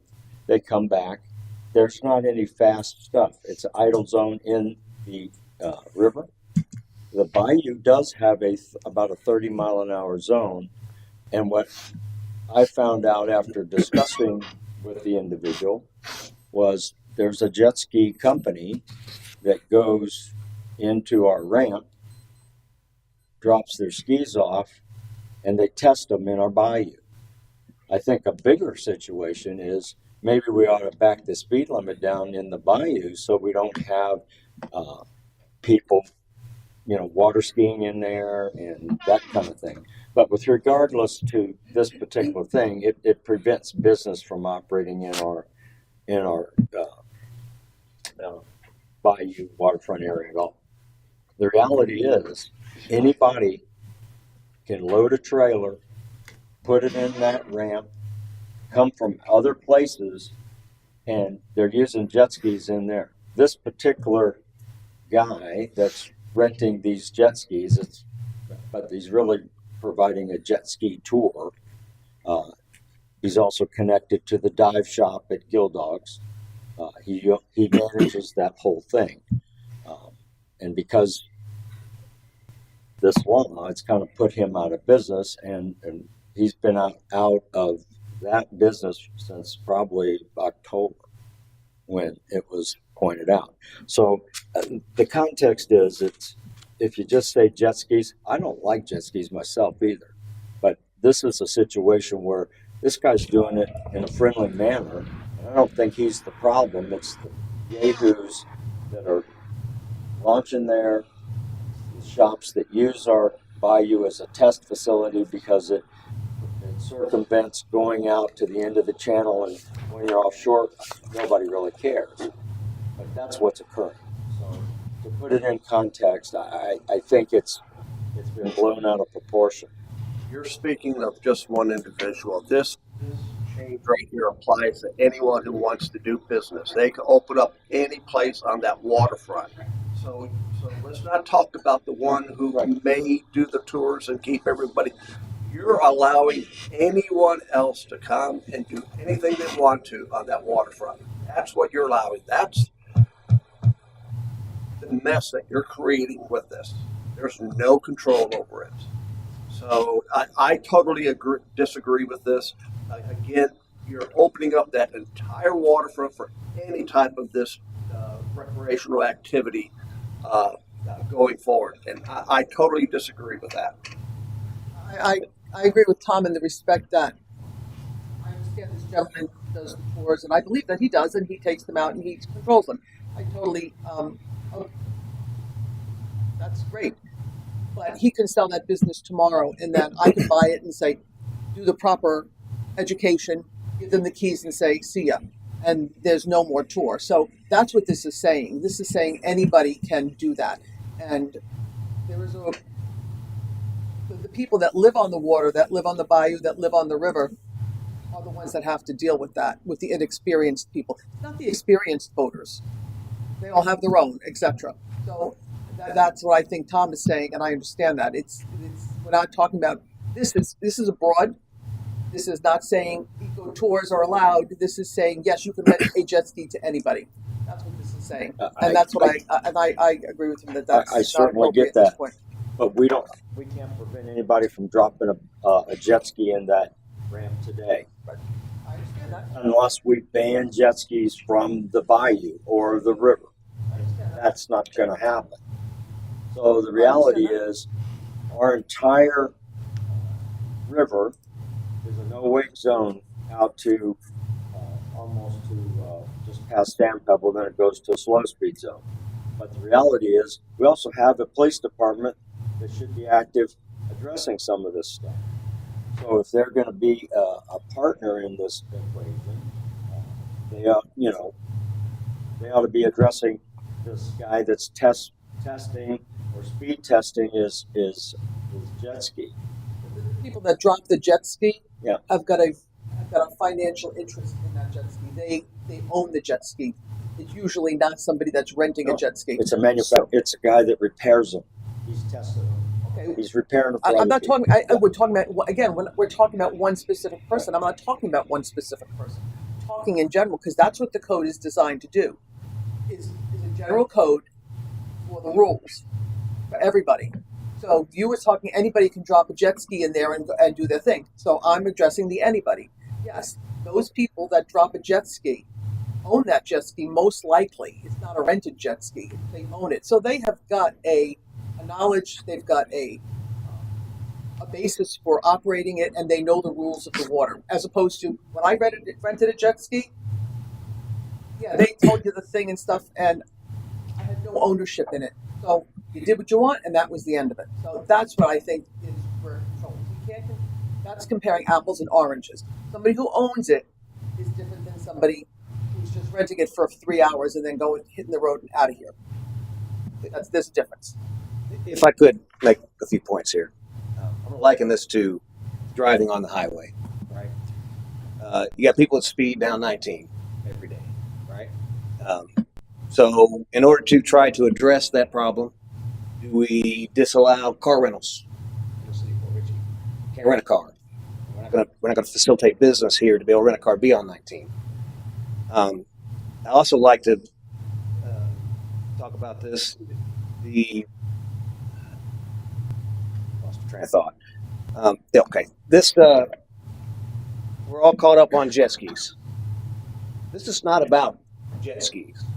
There's a specific jet ski issue that brought the attention forward, but there's other watercraft rentals that are actually going on now in the waterfront district.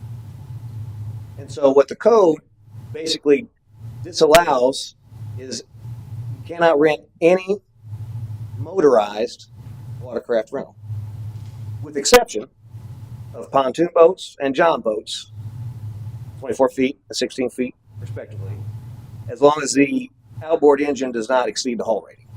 Okay, so that's what this has nothing to do with jet skis. Jet ski is a motorized watercraft rental. So, and it's obviously special motorized watercraft rental. As stated, anybody can bring their watercraft, jet ski, john boat, yacht, whatever. They can bring it down to the waterfront, put it in, go out on the water. We exist for that purpose. We're a waterfront community. We're water access. That is our draw. Okay, and it's my understanding that the intent of this in the original, when it was originally written, based on what Bill had stated, was that they didn't want these watercrafts going around buzzing in Miller's Bayou. And I get that. It's not, I mean, it's public access for sure, but it's very resident heavy, and I don't live on it, but I I have friends that do, and there's definitely constituents that do, that don't want people buzzing around there, right? Take the rentals out of it, you still have that problem with the general public. We're not restricting.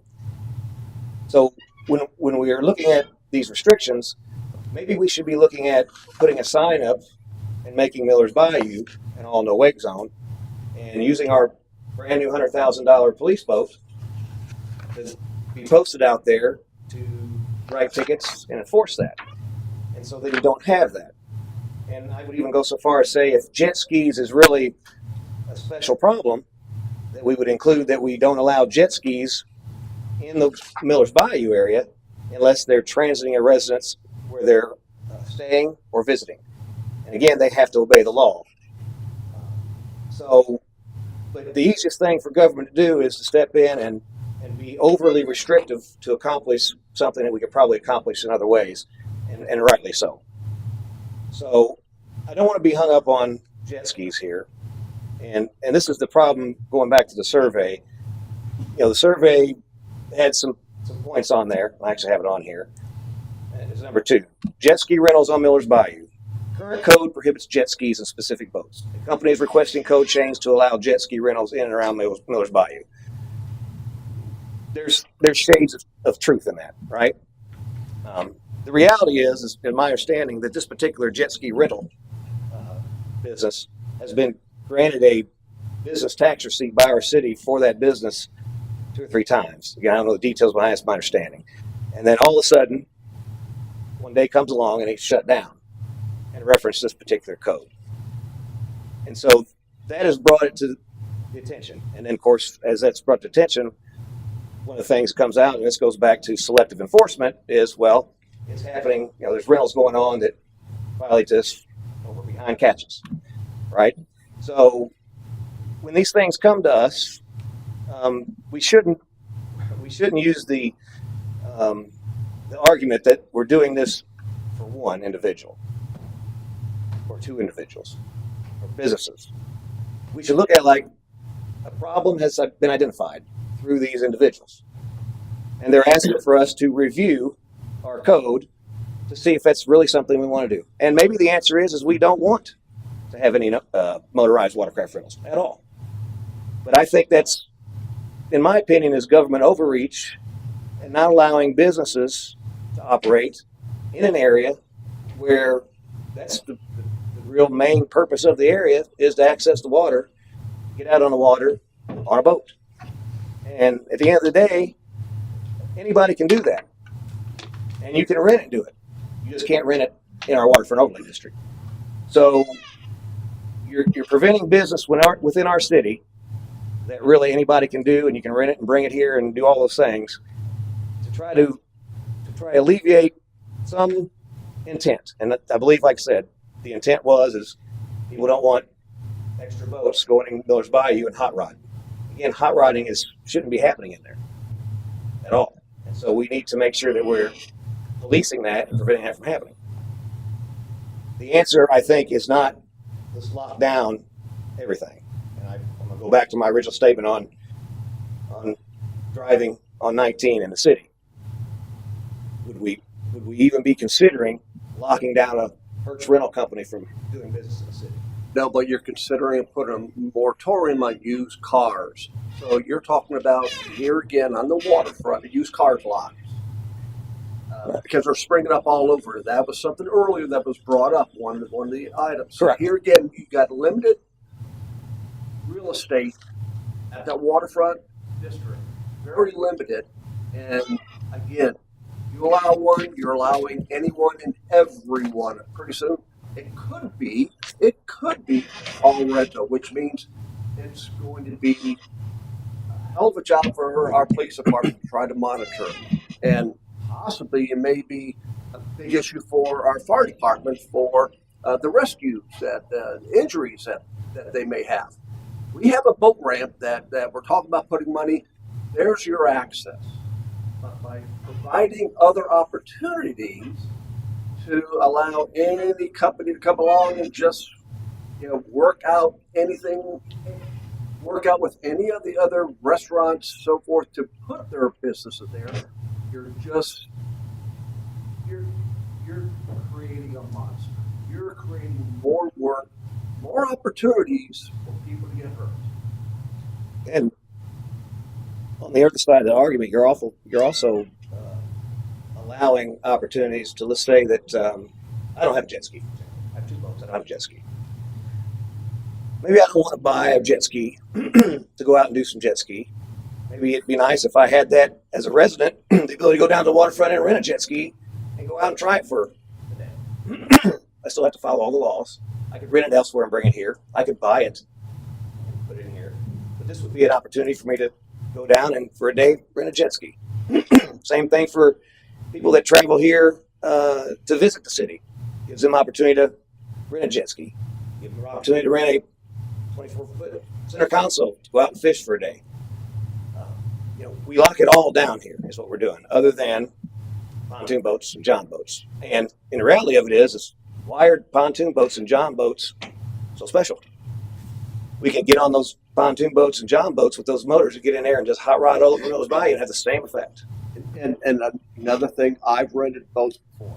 The only question they ask, have you ever operated a watercraft before? Yes or no? And they don't ask for anything else, and they just take your word, and here's the keys. Make sure you fill up with gas when you bring it back. So again, you're creating the opportunity that can be very dangerous. And plus, we still have the casino boat that, again, you need to stay out of their way by law because they can't maneuver like a jet ski or a pontoon boat or any of the other watercrafts that are down there. So we're creating the opportunity for a terrible hazard and possibility injury, so forth. That I'm just saying, I disagree with this. And if we had a bigger area, possibly if we had 3 miles of waterfront, I wouldn't have a problem. But we don't have that. So we're talking a very small, confined area, and the opportunity to allow businesses to pop up all over down there.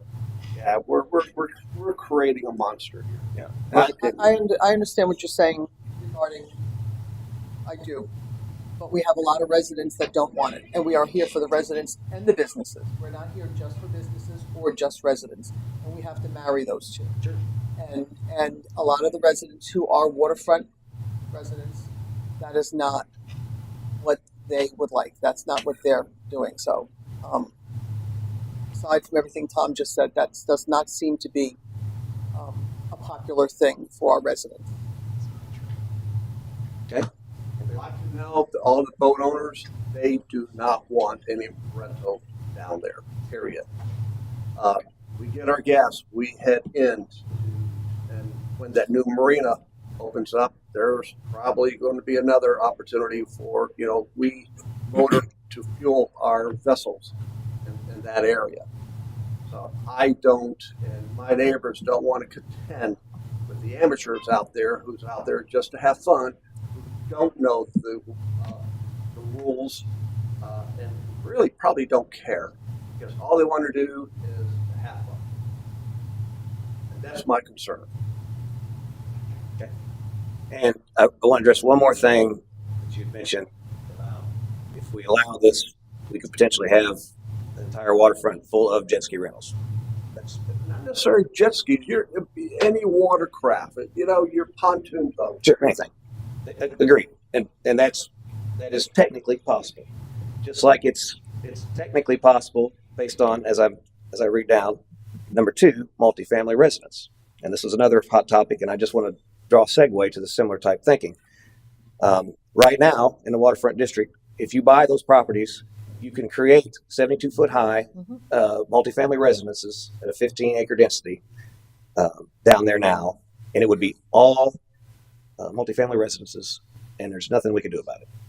And as you said, if we allow the use of watercraft rentals, which we somewhat do now with these varying restrictions, those could be, somebody could buy the property if that's what they want to do on that property. That's their prerogative. It's an important thing to know that when we create these zoning rules, permitted uses, and all that, that does open up the possibility for overuse. And that's why if we want to control those type uses, we probably need to look at moratoriums on businesses, whether it be car lots, whether it be motorized watercraft rentals, what have you, smoke shops, the whole 9 yards. But in the reality of it is we have these uses that are allowed here. What we do is we limit progress. Some people limit process by thinking, well, this could blow up and be all we have in the city.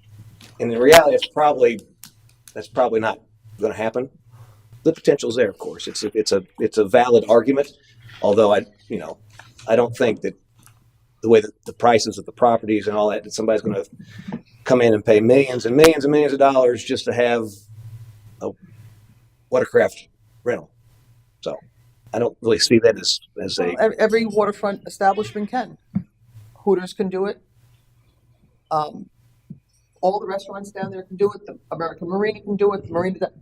So the potential to have 7 or 8 watercraft rentals minimum in our little area is there. So that's a lot for a small area. And so I think that's the point. We don't have a big area. We don't have a big access. Yeah. So same thing with any other business. Obviously, you got. And that's why we're overrun with the smoke shops and everything Right. else, because there is no moratorium and there's no control. Thank you. There's no control as to what it could be. Yeah. This is not against that one gentleman or 2 gentlemen. No, I totally agree. This is not against that. This is right now a bedroom community, and that's what we are at this point with businesses, and we have to merge the two with both in mind, and we cannot forget the residents. Yeah, totally agree. And just another point is that kind of works itself out. If everybody down there was renting jet skis, it probably wouldn't be a viable business model because there'd be so much competition. Competition would work that itself out. So, but that's not the point. The point is it could happen. We have 5 restaurants down there. They all go there. They're all doing very well. But they all have different options, right? So from a business perspective, so let's say that you open up a coffee shop. You're not going to open up a coffee shop right next door and then right next door and then right next door to that unless there is something completely different about, from a business perspective, that wouldn't be. That's my point. Yeah, that wouldn't be worth it. I mean, you'd be competing right away at the very start. Well, we've got smoke shop after smoke shop after smoke shop. I mean, Which that is already why I exists think in the city. There should probably be a discussion on the type of businesses. If this is where we're going, then there should be a discussion about the type of businesses we even want to let in. And I think that's overreach, in my personal opinion. I think that in this issue, we need to consult with the lawyer. We need to do a lot of different research. In Pasco County, personal watercraft, you were talking about, a lot of people have online, even residents that I talked to, they were afraid about different accidents that people were going to have. In Pasco County, there were 4, 0 deaths, which is amazing. Florida Wildlife Control actually produces reports on all of this. It's very fascinating to read through. And then as far as the violation summary, they have multiple different violation summaries: alcohol and drugs, livery operations, negligent operation of a vehicle. So in the whole state of Florida, there were negligent operation of a vehicle, 536 counts. So I think because this seems to be a hot topic, we have to discuss this at length. And I feel like there's got to be a lot more verbiage potentially added to the code, because if we don't want to start with government overreach, I think that's ludicrous. I don't think that I don't want to be a part of that. Like that, I don't want to overreach and say that, we can't allow any kind of business because of this, this, and this. I think that we want to encourage businesses to come to the area. And just because we would allow a certain thing doesn't mean that 15,000 of them are going to pop up all over the place. Obviously, smoke shops are different and they're an issue.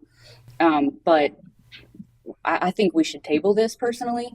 I really do. And I think that we should have potentially I don't even know, maybe a special session on it where people can come and voice their opinions, because I've spoken to residents who on one side are all for it, so many, you know, and then I have other residents that I've spoken to who are concerned because they don't understand the verbiage that's in the code. And I think that because the verbiage is kind of all encompassing, that maybe we should go over it again to try to reduce the amount of redundancy, to reduce overreach and restrictions. Just, I just want- if I so can, let- just wanted Nancy. to let it be known that this did go to planning and zoning, and it was noticed, and some folks came out and spoke. Obviously, others may not have, and they've spoken to you directly. So it has been, and going to planning and zoning, they were given 3 options and told, these are just 3 options I came up with. You can do whatever you want. And there's actually 2 sections they want to revisit later because we ran out of time, unrelated. So you'll see that again in the future. So there definitely was discussion and public comment at that point. Obviously, we're here today. We haven't got public comment. and maybe I'll open up I'm sure there might be some people here to talk about it. We can definitely do what you're saying. I just want you to know that that has started. Understood. I get yeah. that, yeah. Okay. Make sure everyone knew that. Yeah.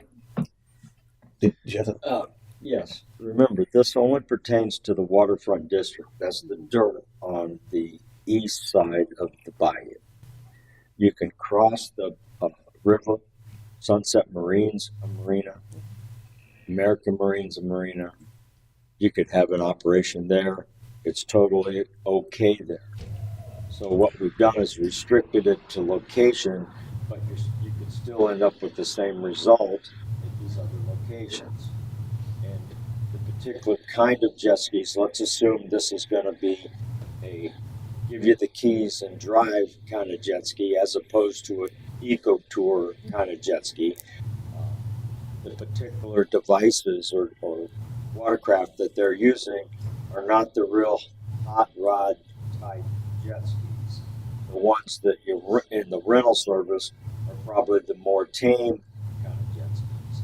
It's the individuals actually that own the jet skis that really want a hot rod, and because it's a wet motorcycle is what it is. And I hear these guys going down 19 at 11 o'clock at night on a Japanese bike, and I know they're going over 100 mile an hour, and we have that right there on 19 today. I don't believe that this is going to be a problem. One, no wake zone, all the river. They could also move over across under the bridge at that marina over there, and also there's a couple of them. So if you just realize that you're trying to restrict one particular area, and the reality is they could relocate across the river or under the bridge, and you're going to have the same scenario, and you might have a worse scenario. We wouldn't be able to address it unless we bring it back. That's my thoughts. There's properties right outside the Waterfront Overlay District. I happen to own one myself, and I could open a jet ski rental place right now. The only difference, instead of being down there on the water, I'll just hook up, I'll put them in, let them go. Let them prevent that. So, again, we're trying to legislate code for some intent, and all we're doing is locking down everything to accomplish that. And that is not the answer. That is, by definition, government overreach. And there is nothing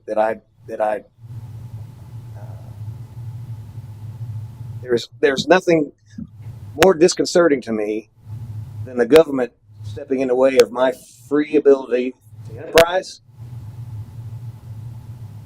And we should not be doing that. We should look at what we're trying to accomplish and do the minimum amount of code to accomplish that goal, not lock everything down. Again, I want to liken it back to the same comment on the road.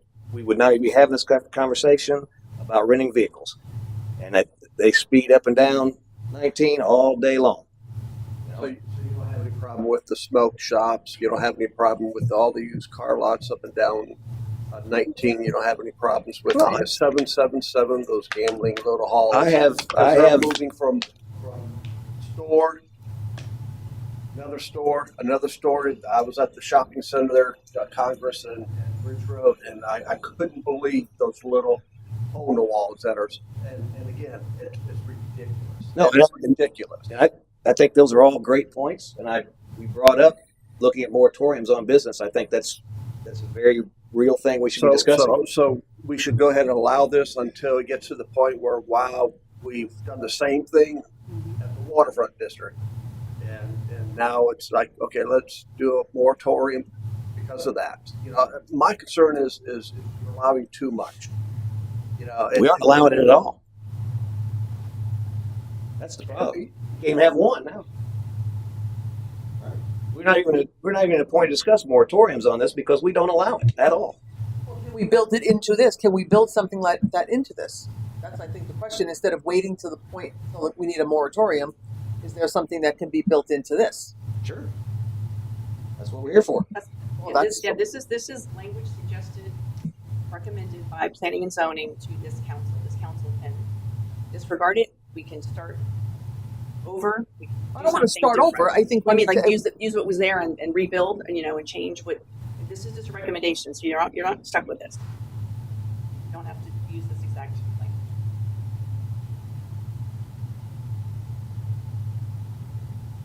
So yeah, we can change it to say that leave it how it is, and say that I guess can you put a moratorium within the.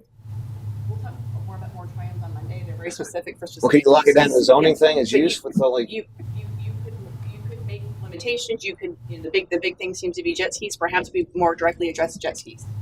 It's an option. I don't think just jet skis. I think we need to open. I mean, we need to. As you said, you can do anything. I think can we discuss it in the workshop on Monday. That was just going to suggest. I know we're already meeting Monday to talk about things, and if everyone thinks that this is something that needs to be discussed in that manner, we have to. I mean, it's a compromise. This is the gentleman in charge of the Well, agenda. I don't disagree with anything that you're saying. You know, you're uber focused on this one thing. I'm not uber focused on anything. Well, the jet skis. We're uber focused on jet skis and all that, but we have a lot of other things that we aren't so worried about. You could all be professional offices down there, multifamily residence, specialty retail shops, boating accessories, hotel.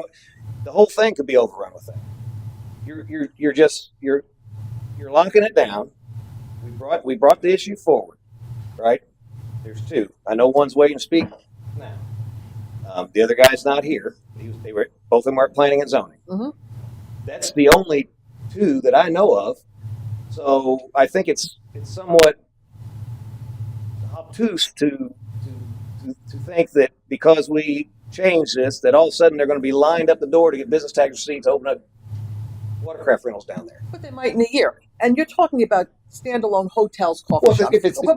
Go ahead. You're talking about standalone coffee shops and stuff like that.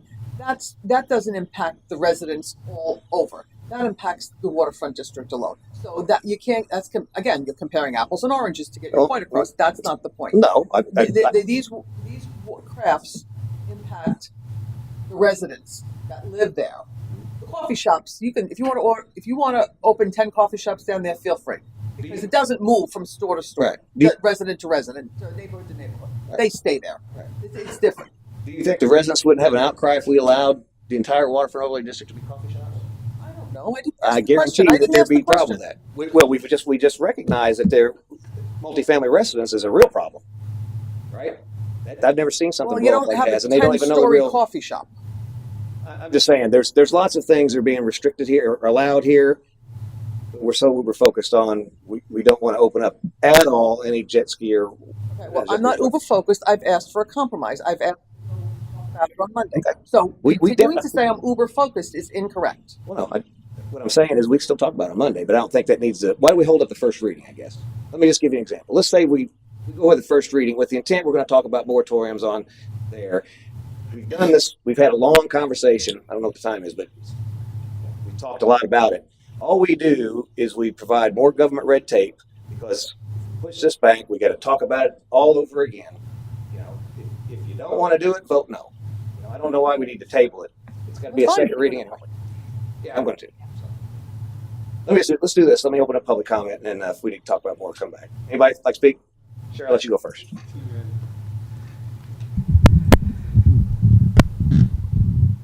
Sherry McClary, 8731 Betty Street. I invite the council to think a little bit differently. I've heard a lot of opinions here today, and Mr. Hoover, with all due respect, part of the reason the conversation goes on so long because apples and oranges keep coming out there. I think we need to look at evidence-based data. We need to look at studies. I've looked up the impact to overuse of a small area like we have in Miller's Bayou and around our city. What does that mean? People come here, you said it, for the water, for the beauty. What happens when we have more and more people renting and using jet skis? And to Tom's point, Mr. Kinsella's point, we could get an overabundance and then we have to retroactively fix everything. We're trying to be proactive here and strategic. Erosion is caused by overuse of a water body, destruction of the mangroves, injury to the manatees. More people mean more pollution in the water. I'm already pulling bags out of my canal, and you see it too all over the place. On my little canal where you live, Mr. Hoover, there's constantly people going back there, and they're not following the wake rules. I have 2 signs to say be careful of manatees, which I see often, and dolphin. So I just invite you to think about, and I can share the studies with you, they're academic studies that have been done, to think a little bit about, not right now, not the 2 people who want to do it, not in just about business, but what is the ecological repercussions for this city if we don't do things in the right way with the right parameters. Because we're going to wind up destroying the city and the things that do draw people to live here.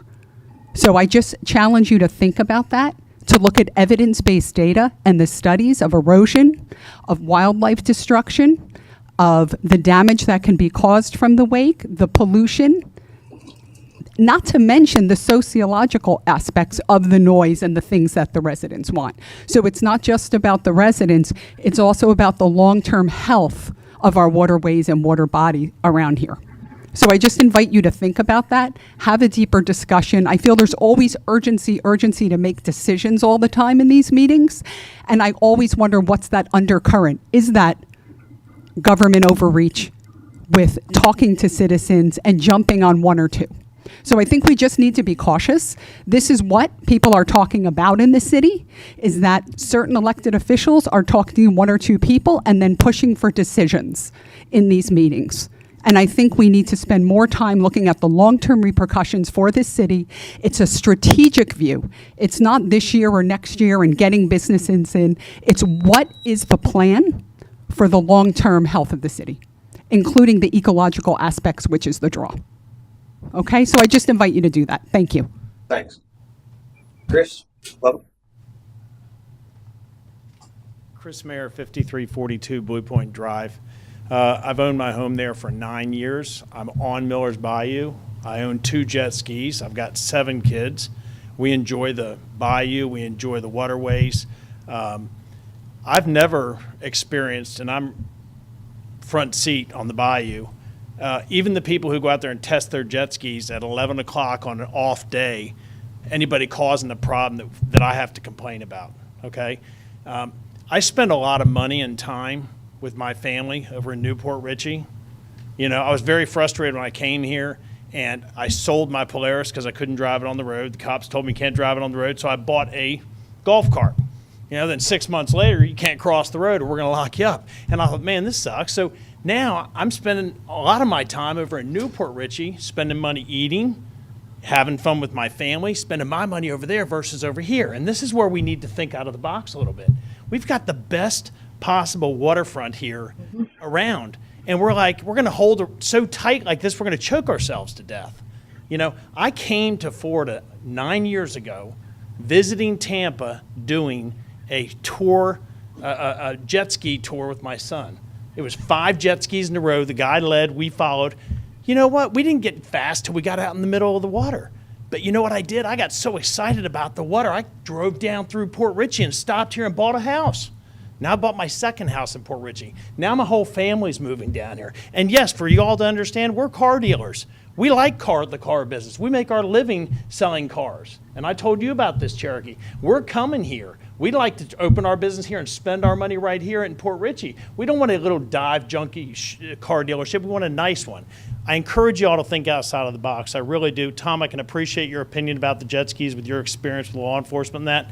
But I can tell you right now, a guided tour is definitely way low impact compared to a guy who's got an 1,800 cc jet ski out there doing it. So thank you all for listening. Hey, Chris. All right.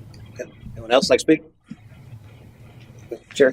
Oh, Pat, since you're closer and on your feet. Rogers 4838 Sunset. As a former jet ski owner, and I loved my jet skis, I will say back in the early 2000s, we had a tremendous law enforcement presence on the river. The county, FWC, Newport Richey, and Port Richey were all out there, especially on the big weekends.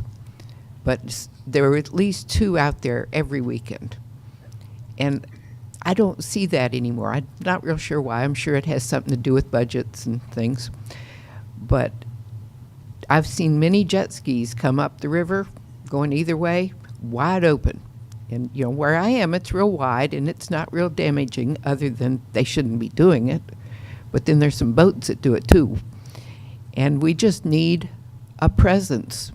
You know, the idle speed is not obeyed by a good portion of the people.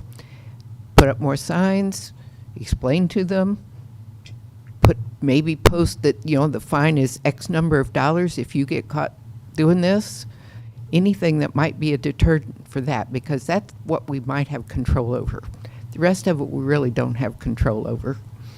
And we all love our waterfront. We want to be able to use it the way we want to use it without being harmed by other people. So it's just a thought. But. Jerry? It's a nice tan you got, by the way. I share it with you, by the way. So. Sherry Share, 7802 Davis Street. Pat touched a little bit on what I was going to say about, you know, having the police out there with the police boat to enforce all this and everybody else. But I believe the ordinance was probably put into place because this is a largely residential city, residential along the water. So it was at the pleasure of the residents not having to be bothered by, you know, people that were just there sightseeing and going up and down their canals and just kind of looking at stuff.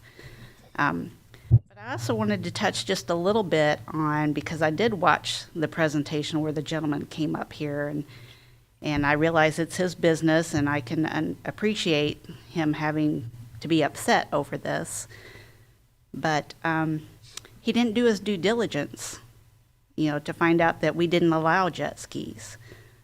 Our city didn't do their due diligence by giving him a permit for something that wasn't allowed. So that needs to be looked into also. You know, I don't have a water ski. If we get one, maybe I'll get one, but one of y'all gonna have to come rescue me. I'll tell you that right now. So I'm not against it, but I also think that you need to think about the things you want to do with it, like, you know, restricting the hours that it's going to be so it's convenient to go rescue somebody. You know, maybe stop all rentals at 5 o'clock so they're not out there in pitch dark trying to find somebody. So those are other things you need to think about.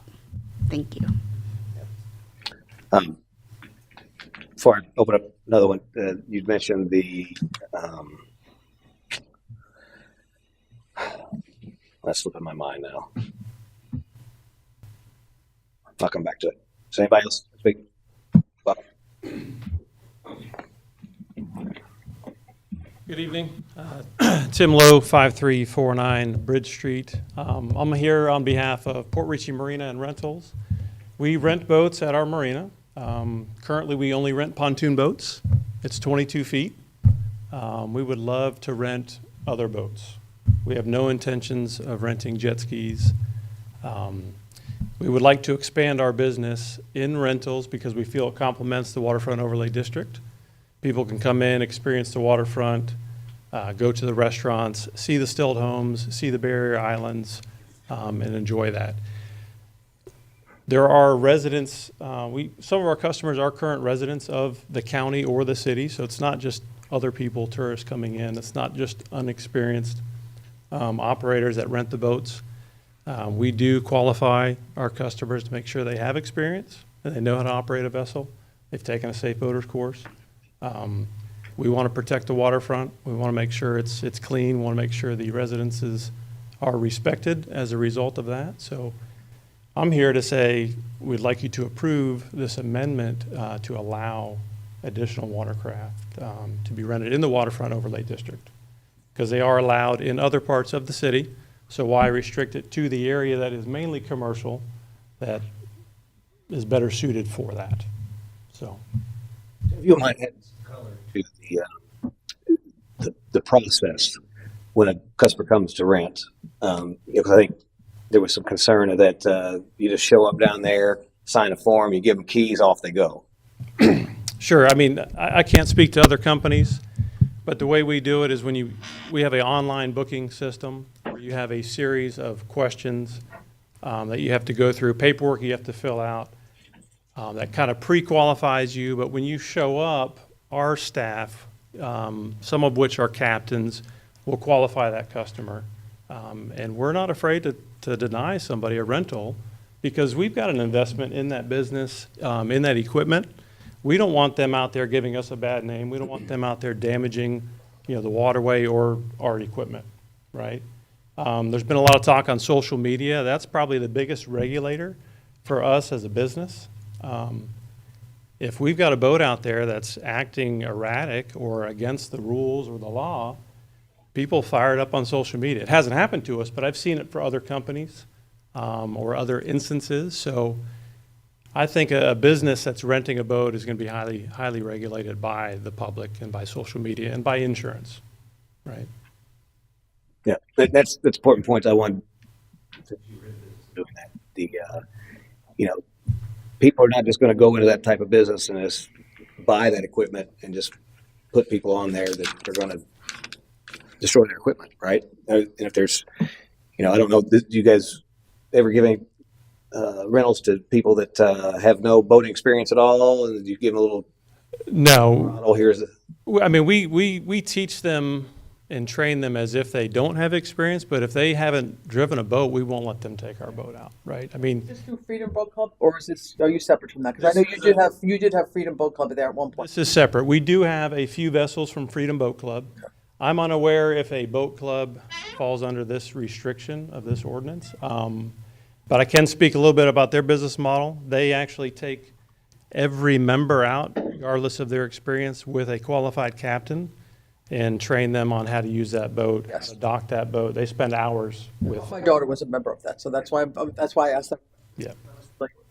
And they're another business that if their customers are not obeying the no wake zone, their boats are very identifiable. All of our boats are, because they're very specific and they all look the same. Excuse me, the residents or the people in the community are gonna call, they're gonna complain. And so I think it's easy to hold us accountable. And it's a good point about the Freedom Boat. I think I was referencing before on a boat club. Your opinion on that? Does that qualify as because they really are renting it? They're just doing so because it's a plan. They pay monthly to have the ability to use boats everywhere. It may still qualify as a rental, Yeah, as a watercraft rental. Yeah. So I mean, I don't know the specifics of those agreements. I mean, if you want to, that may make a difference. But my understanding of how the boat clubs work, you sign up, but you pay to rent. Rent the watercraft, so it would be a rental. right, but it's not like you're it's not a one-off situation. You're actually a member of a club that you pay monthly. There's a membership fee, and as a result of that membership, you get access to their boats. I don't think it's a rental so much as only because my daughter belonged for many years, so that's why I'm familiar with the Freedom Boat Club concept. That may be I do remember back during COVID when we were restricted from renting boats during COVID, which was crazy. If you guys remember that, we couldn't even be 50 yards within another vessel out at the island. It was kind of ironic. We can laugh about it now, but Freedom didn't have the same restrictions as we did as a boat rental company. So I don't legally not sure how they're classified. And obviously, they actually have vessels that are outside of what we restrict here. And I think that was part of the reason it got brought up is, hey, why can't I rent these things when Freedom Boat Club is putting people on them? Again, a little different classification maybe legally, but I think it's somewhat semantics. But yeah, so we have some of that going on as well. Yeah, and I don't think if you move forward with this and approve lifting this restriction, I don't think you have to worry about the entire waterfront overlay district turning into a rental industry. There's a very high cost of entry, very high barrier to enter to get into this industry. And to give you an idea, at our marina we have 38 wet slips, and we are hoping to put a high and dry, some dry slips in there. No matter what happens with that, out of those 38 wet slips, right now we've got 2 vessels that we rent. We may get up to 4 or 6 vessels in the area. I just don't think there'll be a demand, a business demand in this area to warrant more boat rentals or even jet skis. I'm not really sure how people make money in that industry with the cost of insurance and the restrictions the insurance agencies have, but Sound like everybody dying to get in that business based on yeah, colleagues here. So not so much. Speaking from my daughter's personal experience, you can't get rentals from boat. You have to go ahead of time, so it is very lucrative. I mean, people cannot get them. You have to sign up weeks in advance for a day. In the Freedom Boat Club. Yes. Yes, yeah. That's my only experience, and it's not mine; it's my daughter's, so I know that. Correct. So there were never enough boats for Port Richey. She always had to go to Hudson. Correct. Yep. So that's a lot of boats. for anybody have any questions for Tim? Thank you, though. Thanks for coming, Tim. Thank you for your time. Thank you. Anyone else like to speak? Carolina, welcome.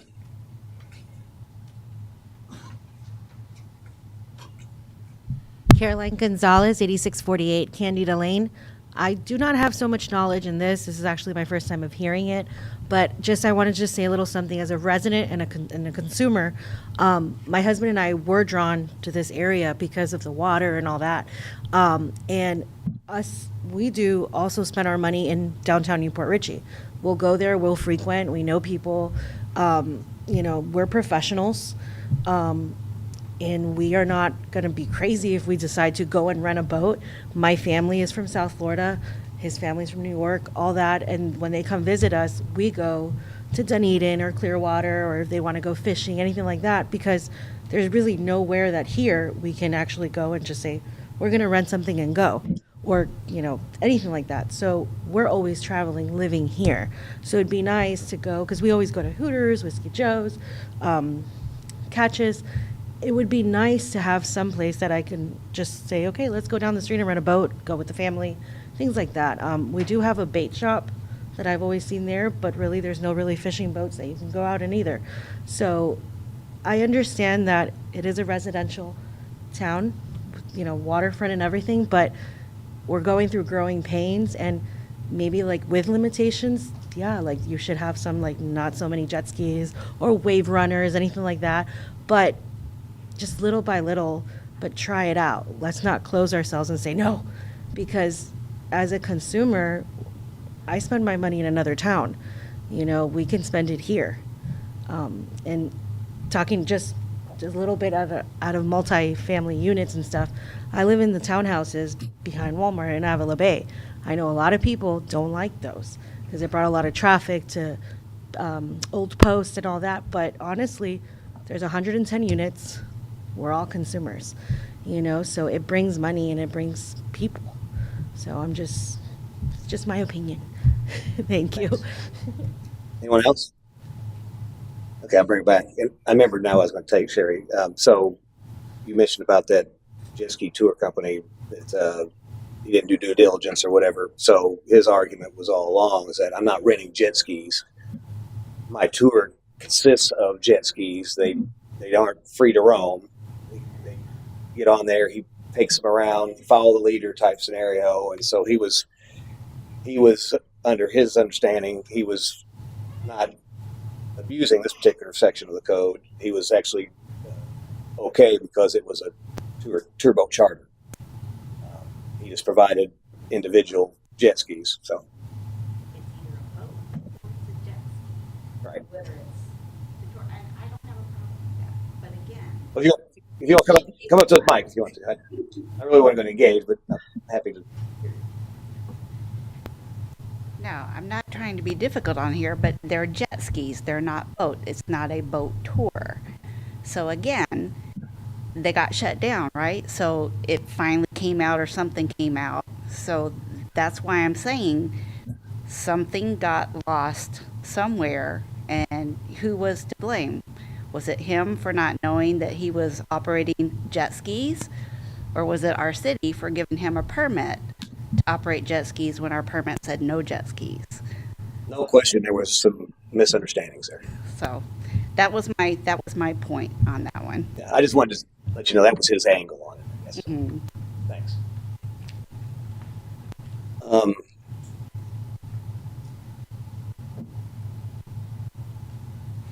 That being said, we got a motion and a second. I'd like to put the vote. Go ahead and do a roll call vote if you wouldn't mind.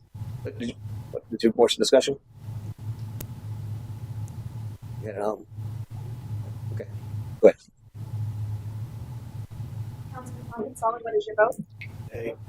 Councilman David Mueller, what is your vote? Yay. Mayor Kimball, what is your vote? Aye. Councilwoman Sampson, what is your vote? Aye. Vice Mayor Linda Rodriguez, what is your vote? No. Motion carries. Let's see. Next up. Before we move on that, I just did want to mention too, just to clarify about public comment, and you mentioned the survey, Tom. I think there was 74. You said that have commented on that. 73. Okay, that's a lot of people.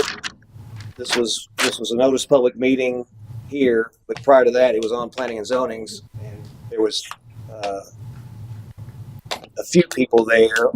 All commented in favor of it. There was nobody opposed to it, which is why planning and zoning obviously moved forward. That entire board, which we put in place to review those things, they recommended what we just passed first reading.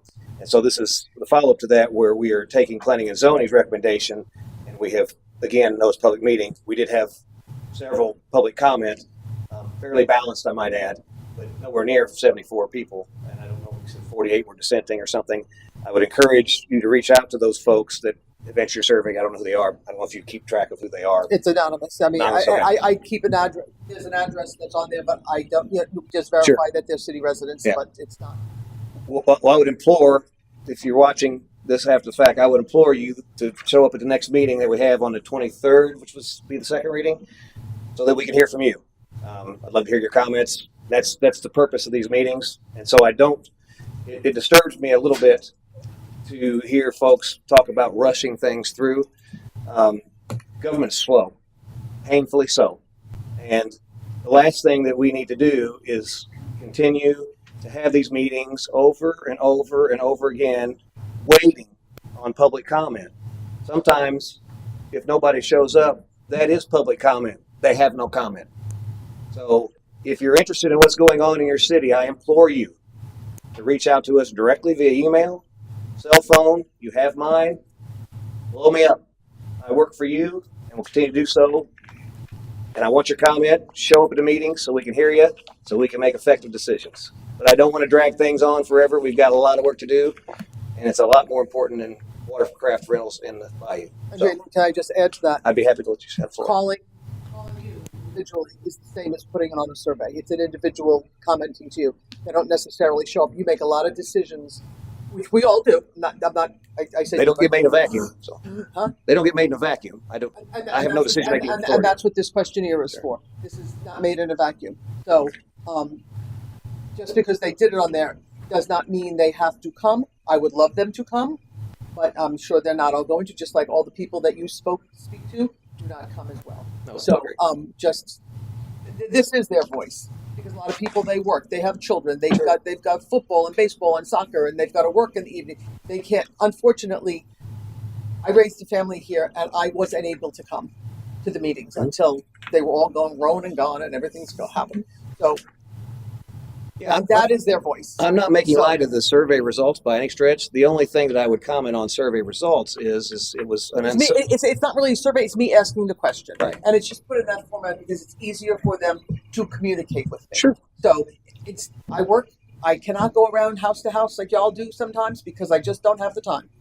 I've got a lot of Understand. obligations with work. So this was my way of going door to door.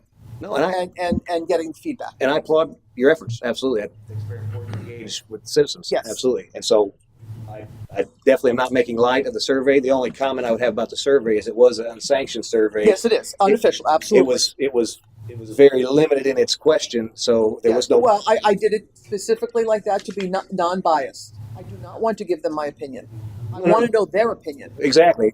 So that's why it was. If I were to go into detail, then you go into the pros and cons, and and I don't want to do that. This is just strictly. This is the topic. What do you think? Right. But my point is that it was a yes, no, maybe answer. Not sure. Or not sure. And so it was a very pointed question, fairly jet ski specific, which obviously this code is much more than that. And there was no ability. Well, it was brought up because of the jet skis, so that's why it was there. Well, not necessarily that. No, that is why it was brought up because of that gentleman. You just heard from Tim, who's he was not. He just came today. That was not the original intent when it was brought forward to us. okay. Well, I agree, disagree on that, but just personally because he did that's convey fine. Sure, I opposite. understand. But there was no ability for the residents taking that survey to elaborate on. Yes, there was. There's a comment section on Oh, there every was? question. Oh, Yes, sir. I was under Absolutely. impression there wasn't. Yes, there's a comment section under each question, and there's a general comment section. Okay. You can complain about me all you want. Feel free. Oh, man, okay, that's good. That's much better. Right? Yes, it's a what do you call it? When you can type whatever you want. What do you call that? Oh, it's not. Yeah, I get you. No, I just thought it was just No, sir. 3 No, months. That's it's good. yes, no, not sure, and then Well, that comment does make section me with feel each one. better. Absolutely. Just out of curiosity, And then- did you get some comments? I've not received them, but apparently there are a lot of comments. Yes. Well, I don't know if it's too much to ask, but if we, during public comment and we talk, obviously if those anonymous citizens are out there, they don't have time to come here, whatever, I'd like to hear those comments. Sure. See those. Again, this has only been out, 36 hours? I've only put it out yesterday morning. So my ability to, well, it's not my ability. Sherry is the one that did the Sure. thing, so she's got to get, but I built. But yes, I will get them together. Yeah, maybe if we could- and I plan to. Compile it. Absolutely, this is not a secret. This is my attempt to try to get people's feedback. Gather information. That's it. And it's, again, I put on there it was unofficial because this is not official. This is just me trying to communicate with everybody because, as I said earlier, you guys walk around and you guys hear a lot of stuff. I don't hear what this, my limited access, I don't hear what you guys hear. So when you say, I know you know, I sit here and go, no, I don't. Because I'm not hearing that. I'm hearing the opposite. I'm not voting no to say no. I'm voting no because I need other 8 questions answered, or I want to put a moratorium on that. So that's not going to happen. That's why I voted no, not because I'm against it, but because I wanted more things in there. Sure. Understood. My daughter wanted to rent out of Fort Ritchie. She'll write a new Fort Ritchie. I'm not against it. I just wanted a little bit more clarification. So my no is never just a no. My no is usually comes with because I don't want government overreach. I want us to be cognizant of our residents and our businesses. Not just our businesses and not just our residents. We have to marry the two. And there has to be a lot of sidebars going on right now. I know. And that's what I feel. We need to not forget about the residents. Understood. No, I appreciate your efforts. Okay, next up, item number 5, first reading of ordinance number 24-700, amending section 127-55 of Article 3 of Chapter 1. Did we just do that? Oh, sorry. Let's plow that. Yeah, I don't really want to rehash that. Let's plow that field again. You're on the news. I want to make sure you got all the minutes you mean. My apologies, I didn't have a check. Item number 6, discussion of city council vision statement and strategic outcomes with goals. I will pass that to Mr. Copper for introduction. I'm not looking for a lengthy conversation on this. I wanted just. Y'all got really bored because y'all started having sidebars. What me and Eric were having a little conversation over Yeah, on very on disrespectful, speaker. I might add. Just kidding. So sorry. I was told I had to be short on this. I thought you'd appreciate that. So I just wanted to get in front of you the results from our goal setting that we held a couple weeks back. The next step on this will be to bring it in a resolution. Before I did that, and before I asked the city attorney to do that, I just wanted to make sure that you're okay with moving forward. We can obviously talk more about them at the next meeting when it comes in the resolution. If there's any changes or anything that you want done with these, let me know between now and then, and we'll be good to go. Question on these outcomes. They've got little numbers up beside. Yeah. I'm assuming was that based on a little. Yeah, that was based upon the number of dots that were put by each of the different items. And, Okay. and just to let you know, there's a lot of great, and I may have said this at the meeting, there's a lot of great ideas here, and I'd hate to lose them. I mean, normally in goal setting, you would try to narrow it down. And so the way I thought I'd narrow it down is ones that received more than 2 votes Top of the list. were priority. Because, obviously 2 people, and we weren't a large group. That's, if we had 100 people there, 2 probably wouldn't mean a lot. But I think it did mean a lot to everyone there. So everything less than 2 votes then became, if opportunity allows. And there's some things I can tell you right now that in those opportunity allow, we're working on already as well. So we're going to accomplish some of those things as we go along. Well, that's good. It was a very productive session, and it was Very good. very enjoyable. And I appreciate you engaging us in this. We manner. needed it. Long time coming. Absolutely. So thank you. Yeah. That was just discussion, right? Okay. Before we move on, can I ask Sure. one question? Take the floor. I recall vision boards out in the lobby for a while. That's Did you on envision another- that? Huh? No, I envisioned that. So I just asked you. Is that going to come back at a future date? or- So those were a part of the CRA plan update. Right. So yes, you'll be seeing those. Actually, I was going to look and see what our next step in that, but I think sometime May, June is when that's going to be coming back. Okay. Yeah, May, because CRA is going to have to approve ultimately the plan. So Gotcha. we'll have that coming soon. Thank And by the way, as part of the Imagine Cody River, we're probably going to do a similar thing as well. That's right. Read your mind. Moving on. Item number 7, discussion of resolution to adopt a proclamation policy. I'll pass it to Mr. Copper for introduction. Yeah, so during the previous meeting, the council tasked the city attorney with drafting a policy to direct the assessment of requests from citizens for proclamations acknowledging individuals, events, activities, organizations, and issues within the city of Port Richey. Proposed policy includes provisions to define the purpose of the proclamations, assert that the city holds no obligation to create a proclamation, establish criteria for determining when a proclamation may be issued, outline circumstances under which proclamations will not be issued, detailed procedures for submitting proclamation requests, describe the distribution methods for disseminating proclamations. The council is encouraged to consider adopting a policy if it intends to initiate the issuance of proclamations honoring individuals, organizations, events, or activities. Doing so would ensure that residents and organizations are informed about the types of requests that will be considered for recognition in the future.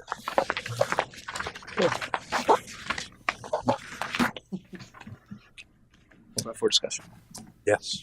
So obviously the city attorney and I worked together to come up with some ideas. She did the heavy lifting. I did the easy one part of it just by saying, hey, here's a couple examples. So you get the credit? No.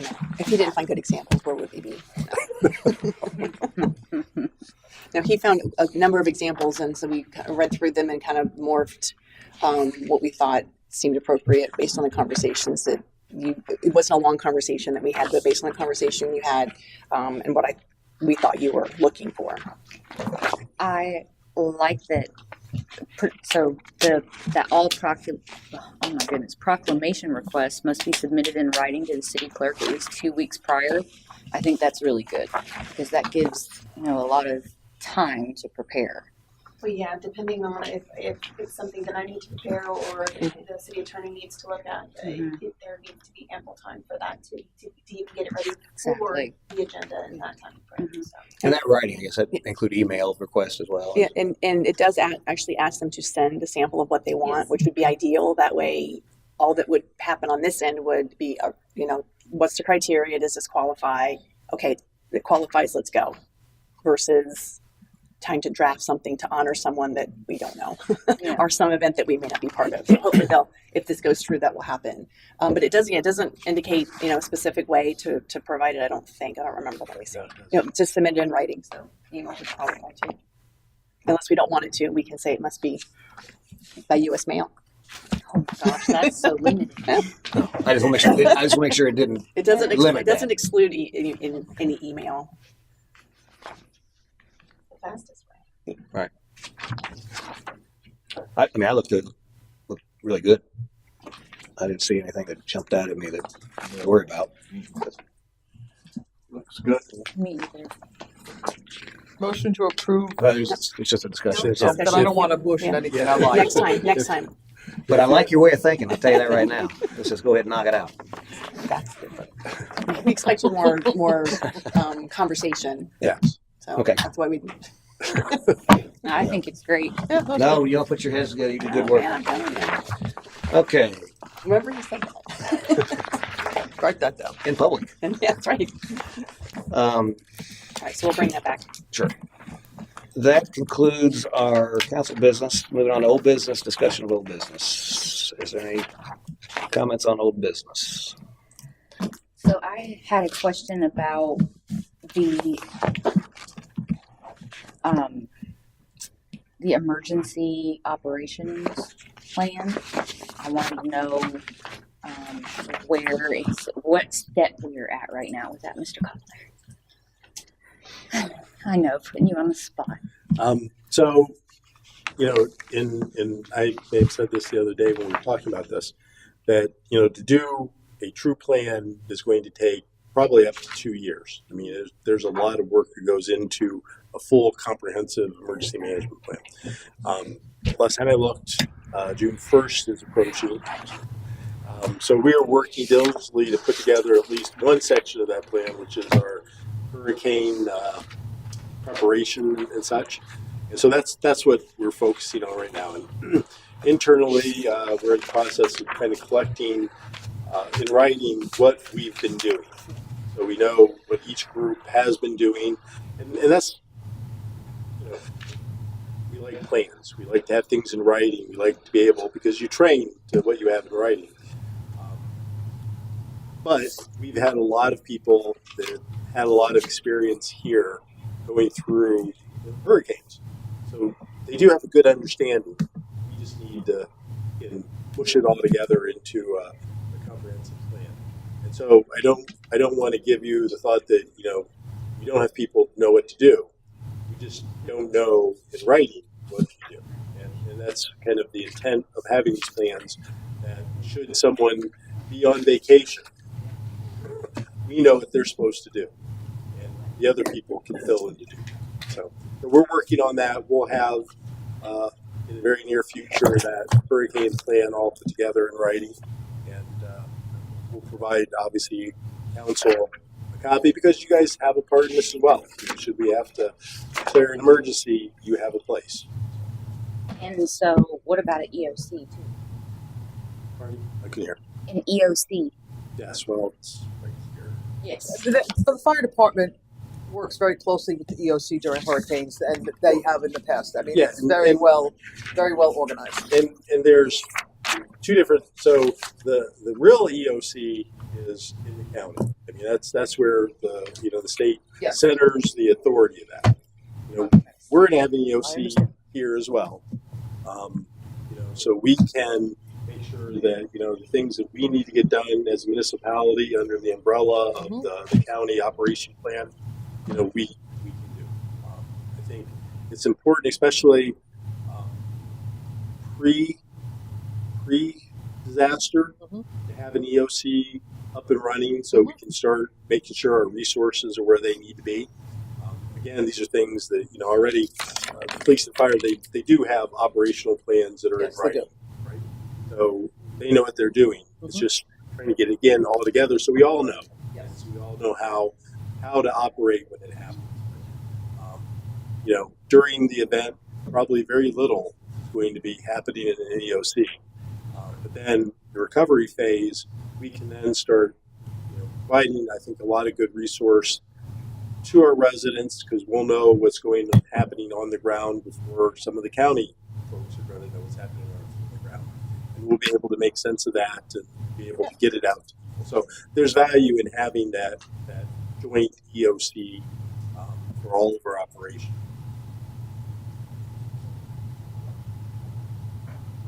On the long-term plans, I have 2 questions. The 100th anniversary, where are we with? Because we brought it up at the CAC, and I told them that that we were going to ask someone to be on that. So are we? So I guess we were kind of talking about this. We need a little bit of direction. Obviously, the way that it's set up, council would be bringing in the pool of people and then make appointments. You want us to start that advertising? Yes.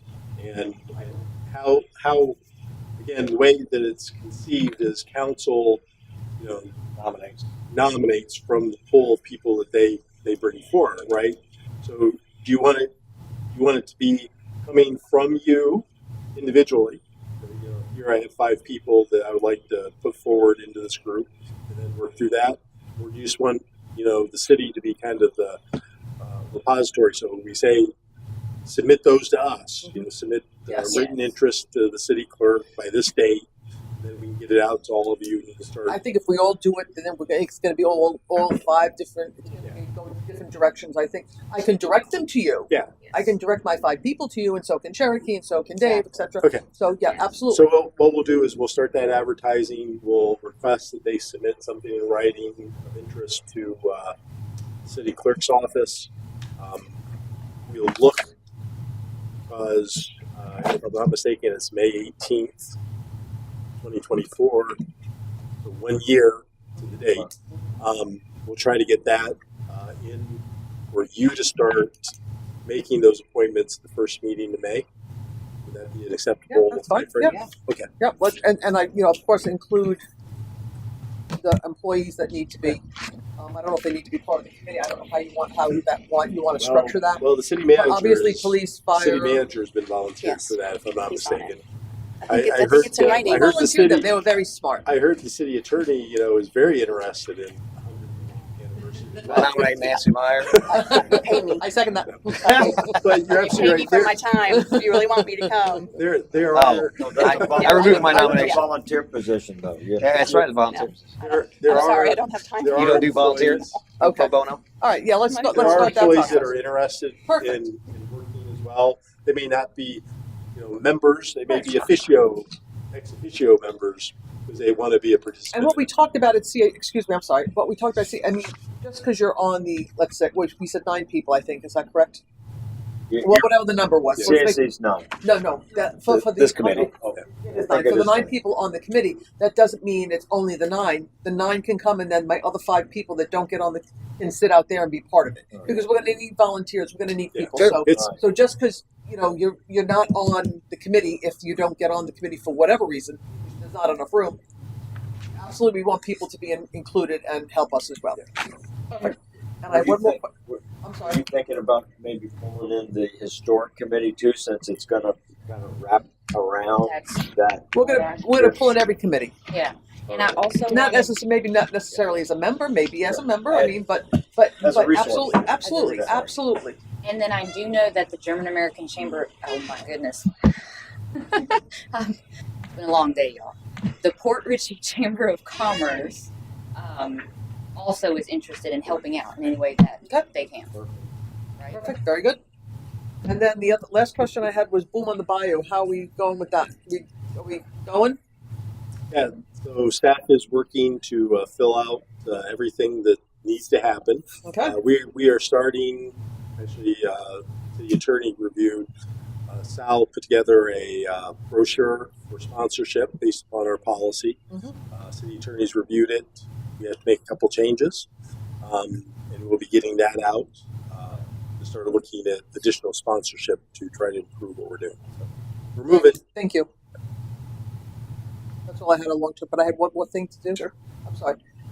When I went, sorry, I'm backtracking. When I went to meet with the water guys, I was also, we want to meet with the utility guys. And it was the end of the day. I ended up meeting with all of them. They sat there, and another great group of people that we know, we all have acknowledged and know that they work very hard, but very, very welcoming, a lot of good ideas. And I can tell you, between the two departments, they are very, very pro Port Richey, very, very supportive of us. They want nothing but the best, whether they live in the city or not. I can honestly say that each one of them wants the absolute best for Port Richey, and I thank them all for the hard work they all do. I mean, they're out there in the heat, 365. We're sitting in air conditioning. They're not, and I appreciate everything they do. So thank you guys. You know, to that point, as we were out knocking on doors, we discovered a water leak at somebody's water. The water meter was water floating. meter. Oh, Not like a big puddle, but But just it was a slow drip, and, Yeah. and the mayor called and got somebody out there. And by the time we had walked at the end of the street, these guys had already showed up and started working. 2 guys. And Great. I mean, I'm they're all. assuming, I'm assuming it got fixed. These guys were intent on it. We were happy to see them there so Yeah. quick. the band. That's 4 or 5 o'clock on a Saturday I'm afternoon. telling you, these guys are great. All of them, wonderful. They really are. The bad thing about that is my first thought was that is that unmetered city water going into the side or ground, their right? side. The Hell Lake, you're right. The flip side, it actually was not. It was metered water that we were getting revenue from, but nobody wants to do it that way, right? No. So, and I Especially if it's my meter. they actually, and just to their point, you know, there's a responsibility of the city. They were going to, let's say, stretch that a little bit if it's close enough that they go ahead and take care of it, and that was so. Hopefully, that was the case. But they were going to notify the owner and make sure that they got aware of it. Great, So, great group of guys, yeah, all of them. absolutely. That was all I have. Thank you. Yeah, and you covered 2. I was definitely interested in discussing. The only other one.